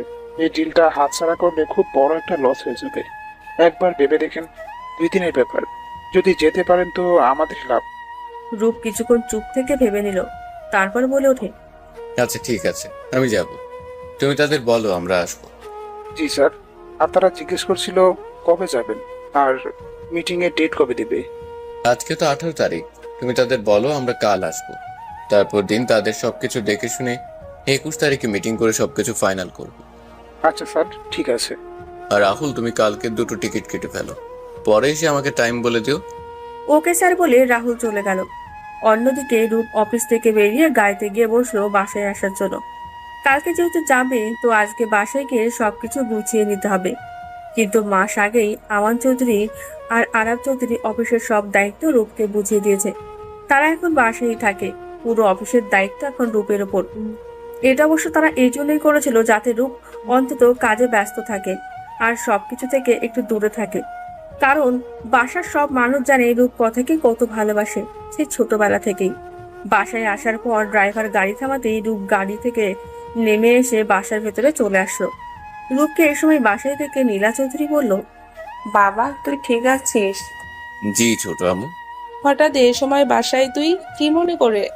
বাবা অফিসে সব ঠিক আছে তো? সবকিছু ঠিক আছে। আসলে বাবা কালকে আমাকে আর রাহুল 2-3 দিনের জন্য আমেরিকা যেতে হবে। কেন, ওখানে কি কোনো নতুন ডিল করতে হবে নাকি? খান গ্রুপের সাথে ডিল আছে, এই জন্যই আসছি বাসায়। আচ্ছা ঠিক আছে। পরদিন সকাল 11টায় রূপ আর রাহুল বাসা থেকে রওনা দেয় এয়ারপোর্টের উদ্দেশ্যে। 12টায় তাদের প্লেন। এয়ারপোর্টে এসে সব ফর্মালিটি শেষ করে তারা প্লেনে গিয়ে বসে। প্লেনও উঠতে শুরু করে নিজ গন্তব্যে। আমেরিকায় প্লেন ল্যান্ড করতে সবাই ধীরে ধীরে প্লেন থেকে নেমে আসে। এয়ারপোর্ট থেকে বের হয়ে রূপ আর রাহুল রওনা দেয় হোটেলের উদ্দেশ্যে। রাহুল আগে থেকেই তাদের থাকার জন্য এখানে সেরা একটা হোটেল 2টি রুম বুক করে রেখেছে। হোটেলে এসে ফ্রেশ হয়ে রাহুল আর রূপ শুয়ে পড়ে। পরদিন সকাল ব্রেকফাস্ট শেষে দুজন বের হয় খান কোম্পানিতে আসার উদ্দেশ্যে। রূপ আর রাহুল পৌঁছতেই তাদের সাদরে গ্রহণ করে এই গ্রুপের মালিকের ছেলে জায়ান খান। তারপর তারা পুরো অফিস ঘুরে দেখে আর ডিলের ব্যাপারেও নিজেদের মধ্যে কথা বলে নেয়। সবকিছু দেখে রূপ রাজি হয়ে যায় ডিল করতে। সবাই ডিল ফাইনাল করতে মিটিং রুমে আসে। তখনই মিটিং রুমের দরজা খুলে ভেতরে প্রবেশ করে একজন বলতে লাগে, ওহ সরি, আমার জন্য আপনাদের ওয়েট করা লাগছে। এখন আমি এসে পড়েছি, তো মিটিং শুরু করা যাক। ভেতরে প্রবেশ করা মেয়েটি বলে ওঠে। হঠাৎ এই মিটিং রুমে পরিচিত কণ্ঠস্বর শুনে চমকে ওঠে রূপ। কথার কণ্ঠস্বরের মতো পুরো। রূপের মুখে হাসি ফুটে ওঠে। সামনে তাকাতেই রূপ চমকে ওঠে। হ্যাঁ, রূপের সামনে দাঁড়িয়ে আছে কথা। রূপ এখনো বিশ্বাস করতে পারছে না। কথা এখানে কিভাবে? আচ্ছা, কথার এখানে থাকার কারণ কি? আর এখানে থাকলে কথা একদিনও আমাদের কারোর খোঁজ নেয়নি কেন? যোগাযোগ করেনি কেন আমাদের সাথে? রূপের মাথায় এক ঝাঁক চিন্তা এসে বাসা বেঁধে বসলো। তখনই জায়ান খান তাদের সাথে কথার পরিচয় করে দিল। জায়ান বলল, এই যে এটা হচ্ছে আমার ছোট বোন জারা খান। ও এখন পড়াশোনার পাশাপাশি বিজনেসে জয়েন করেছে। বেশিরভাগ ক্ষেত্রে মিটিং আর প্রজেক্টে কন্ট্রাক্ট সবকিছুই জারা করে। রূপ বুঝলো এখানে এসব ব্যাপারে কথা বললে শুধু শুধু সিক্রেট আর একটা ভুল বোঝাবুঝি হয়ে যাবে। যা করা লাগবে সবকিছু ধীরে ধীরে ভেবে চিন্তে করতে হবে। একটা ভুল পদক্ষেপ নিলেই হয়তো সবকিছু শেষ হয়ে যাবে। তাই রূপ আপাতত কিছু করবে না। তো এখন আমরা মিটিংটা শুরু করি। হ্যাঁ, অবশ্যই। তারপর যারা প্রজেক্ট সম্পর্কে সবকিছু বলা শুরু করলো। রূপ মুগ্ধ দৃষ্টিতে তাকিয়ে আছে কথার দিকে। সত্যি ও খুব সুন্দর আর সুস্পষ্ট করে সবকিছু বুঝিয়ে বলছে। রূপ বুঝতে পারলো এই অল্প সময়ে যারা বেশ অভিজ্ঞ হয়ে গিয়েছে এসব ব্যাপারে। তো আশা করি আপনারা সবকিছু বুঝেছেন। আর এই ডিলের আসল কারণ হচ্ছে আমার আব্বু আম্মু এখন বিডিতে যেতে চায়, সেখানে থাকতে চায়। তাই আমি আর ভাইয়া ঠিক করেছি আমাদের মেন অফিস ওখানে ট্রান্সফার করব। আর এখানে জাস্ট আমাদের অফিসের একটা পার্ট থাকবে। বিডিতে যেহেতু যাব, তো আমরা একটা ডিল আগেই ফাইনাল করে রাখতে চাচ্ছি। এখন আপনারা আপনাদের মতামত দেন। আমি রাজি। Deal final. Thanks mister. তারপর তারা ডিল ফাইনাল করে সব রকম ফর্মালিটি শেষ করে মিটিং রুমের বাইরে চলে আসলো। রূপ জায়নের কাছে গিয়ে জায়নের উদ্দেশ্যে বলল, ডিল তো ফাইনাল হয়ে গেল, এখন আমরা আসি। কালকে আবার আসবো অফিসে, কেমন? জি অবশ্যই, ডিল যখন ফাইনাল তখন তো আসা যাওয়া হবেই। কিন্তু আমার একটা রিকোয়েস্ট আছে আপনার কাছে। জি বলো, কি রিকোয়েস্ট? আমি আপনাকে আজকে রাতে ডিনারের জন্য আমার বাসায় ইনভাইট করলাম। আপনারা আসলে খুব খুশি হব। আপনারা দুজন প্লিজ রাতে আমাদের ফ্যামিলিতে জয়েন করবেন। অবশ্যই আসবো। আমি গাড়ি পাঠিয়ে দিব, ড্রাইভার আপনার বাসার নিচেই থাকবে, কোনো সমস্যা নেই। ওকে, এখন হোটেলে ফিরতে হবে, রাতে দেখা হবে। জি। তারপর রূপ আর রাহুল অফিস থেকে বেরিয়ে গাড়িতে গিয়ে বসলো। রূপের মুখে রয়েছে হাসি। সে এমনটাই চাচ্ছিল। কথার বাসায় গিয়ে ওর বাবা মার সাথে কথা বললেই জানা যাবে কথায় যারা নাকি দুজন ভিন্ন। এসব ভাবছে আর একা একাই হাসছে। রাহুল অবাক হয়ে তাকিয়ে আছে রূপের দিকে। আজকে রূপের প্রত্যেকটি আচরণ রাহুলকে অবাক করে দিচ্ছে। রূপ অফিসের বস হয়ে জয়েন করার পর থেকে রাহুল রূপের অ্যাসিস্ট্যান্ট হিসেবে কাজ করছে। এতদিনে আজ সে প্রথম রূপের মুখে হাসি দেখল। সত্যি মানুষটা যতটা না সুন্দর, তার থেকে অধিক সুন্দর হচ্ছে তার হাসিটা। সবচেয়ে বেশি অবাক হয়েছে রাহুল এটা ভেবে যে তার স্যার কারোর ইনভাইট অ্যাকসেপ্ট করেছে। যতগুলো ডিল এর আগে রূপ করেছে সবগুলোর ক্ষেত্রে সে কোনো না কোনো অজুহাত দেখিয়ে এসব থেকে দূরে থাকতো। অনেক বলেও তাকে রাজি করানো যেত না। আর আজকে প্রথমবার বলাতেই রাজি হয়ে গেল। রাত 8টা বাজে। জায়ানের পাঠানো গাড়িতে করে রূপ আর রাহুল রওনা দিয়েছে জায়ানদের বাসার উদ্দেশ্যে। তার মনে প্রচুর আগ্রহ কাজ করছে সবকিছু জানার। রূপদের হোটেল থেকে জায়ানদের বাসায় পৌঁছাতে প্রায় 1 ঘন্টা সময় লেগেছে রূপদের। গাড়ি থেকে নামতেই মিস্টার জুয়েল খান আর জায়ান তাদের দিকে এগিয়ে আসে। রূপ তাদের জন্য নিয়ে আসা গিফটগুলো দিতেই জুয়েল খান বলেন, এসবের কি দরকার ছিল বলো তো বাবা? তোমরা এসেছো এতেই আমি অনেক খুশি। চলো বাসার ভেতরে চলো। সবাই বাসার ভেতরে যায়। তারপর সবাই গল্প করতে থাকে নানান ব্যাপারে। তারপর জুয়েল খানের বউ কিচেনে চলে যায় ডিনার রেডি করে টেবিলে আনার জন্য। যারাও ওনাকে হেল্প করতে চায়। আর জায়ানের ফোনে কল আসায় জায়ান বাইরে চলে যায়। তখন রূপ জুয়েল খানকে উদ্দেশ্য করে বলে, আঙ্কেল, আপনার সাথে আমার কিছু কথা ছিল। হ্যাঁ বল। না আঙ্কেল, একটু আলাদা কথা বললে ভালো হতো। আচ্ছা তুমি আমার সাথে আসো। তারপর তিনি রূপকে তার রুমে নিয়ে আসে। রুমে এসে রূপ বলতে শুরু করে, আঙ্কেল জারাকে। মানে যারা আমার মেয়ে, ওনা তোমার সাথে অফিসে পরিচিত হয়েছিল? না আঙ্কেল, আমি তা বলছি না। আমি বলতে চাচ্ছি জারা কি সত্যি আপনার মেয়ে নাকি অন্য কিছু? কি বলতে চাচ্ছ তুমি? আঙ্কেল, আমার কথা খারাপ ভাবেন। দাঁড়ান, আপনাকে আমি কিছু ছবি দেখাচ্ছি। বলে রূপ নিজের ফোন থেকে তার আর কথার কিছু ছবি দেখালো। আঙ্কেল, এই হচ্ছে কথা। আমার ভালোবাসার মানুষ 1 বছর আগে একটা অ্যাক্সিডেন্ট করেছে। তারপর আমি তাকে হারিয়ে ফেলি আর খুঁজে পাইনি তাকে। আর যারা তো সম্পূর্ণ। রূপকে বলতে না দিয়ে জুয়েল খান বলে ওঠে, হ্যাঁ যারা সম্পূর্ণ কথার মতো দেখতে। মানুষ যখন একটাই তাহলে ভিন্ন দেখতে কিভাবে হবে বলো? যারাই কথা। 1 বছর আগে আমার গাড়ির সাথে ওর অ্যাক্সিডেন্ট হয়। তারপর অনেক হসপিটাল ঘুরে ওকে ভর্তি করাতে পারিনি। তাই এখানে আমার পরিবারের কাছে নিয়ে আসি। এখানে ওর সম্পূর্ণ চিকিৎসা হয়। ও ঠিক তো হয়, কিন্তু ওর স্মৃতিশক্তি হারিয়ে ফেলে। এখানের অনেক নামকরা ডাক্তার দেখিয়েছি আমরা, কিন্তু কোনো লাভ হয়নি। ওর অতীত ওর মেমরি থেকে হারিয়ে গিয়েছে, এসব আর কখনো মনে করতে পারবে না। ওকে পাওয়ার পর থেকে শেষ পর্যন্ত সবকিছুই কথা জানে। ও যেহেতু কিছু মনে করতে পারছিল না, তাই আমার স্ত্রী ওর নাম দেয় যারা। সেই থেকে ও আমাদের মেয়ে হয়ে আমাদের সাথেই থাকে। তারপর জুয়েল খানের সাথে আরো কিছু কথা বলে রূপ চলে আসে। এর 2 দিন পর সব কাজ শেষ করে রূপ আর রাহুল দেশে চলে আসে। রূপ দেশে এসে সবাইকে সবকিছু জানায়। তার 1 সপ্তাহের মাথায় জুয়েল খানের পুরো পরিবার দেশে চলে আসে। জুয়েল খানও ওনার পরিবার আর কথাকে ওর অতীতের সবকিছু জানায়। 2 পরিবারের কথা বলে ঠিক করে রূপ, কথা এবং আদ্র আর আরশির বিয়ে একসাথেই হবে। দেখতে দেখতে বিয়েটা সম্পূর্ণ হয়ে যায় তাদের। বাসর ঘরে প্রবেশ করে রূপ দেখে কথা ব্যালকনিতে দাঁড়িয়ে আছে। রূপ তার কাছে এগিয়ে গিয়ে তার পাশে দাঁড়ায়। কথা তাকে দেখে বলে ওঠে, অতীত আমি জেনেছি, কিন্তু তা আমি কখনো মনে করতে পারবো না, এটা আপনি জানেন। কিন্তু আমি চাই বাকিটা জীবন আপনার সাথে রূপের কথা হয়ে কাটিয়ে দিতে। রূপ কথাকে জড়িয়ে ধরে বলে ওঠে, আজ অবশেষে এত কিছুর পর রূপকথার কাহিনী পূর্ণতা পেল। কথা দিলাম সবসময় পাশে থাকবো। আপনারা ভালো থাকবেন, সুস্থ থাকবেন। আজকের মতো বিদায় নিচ্ছি, ধন্যবাদ।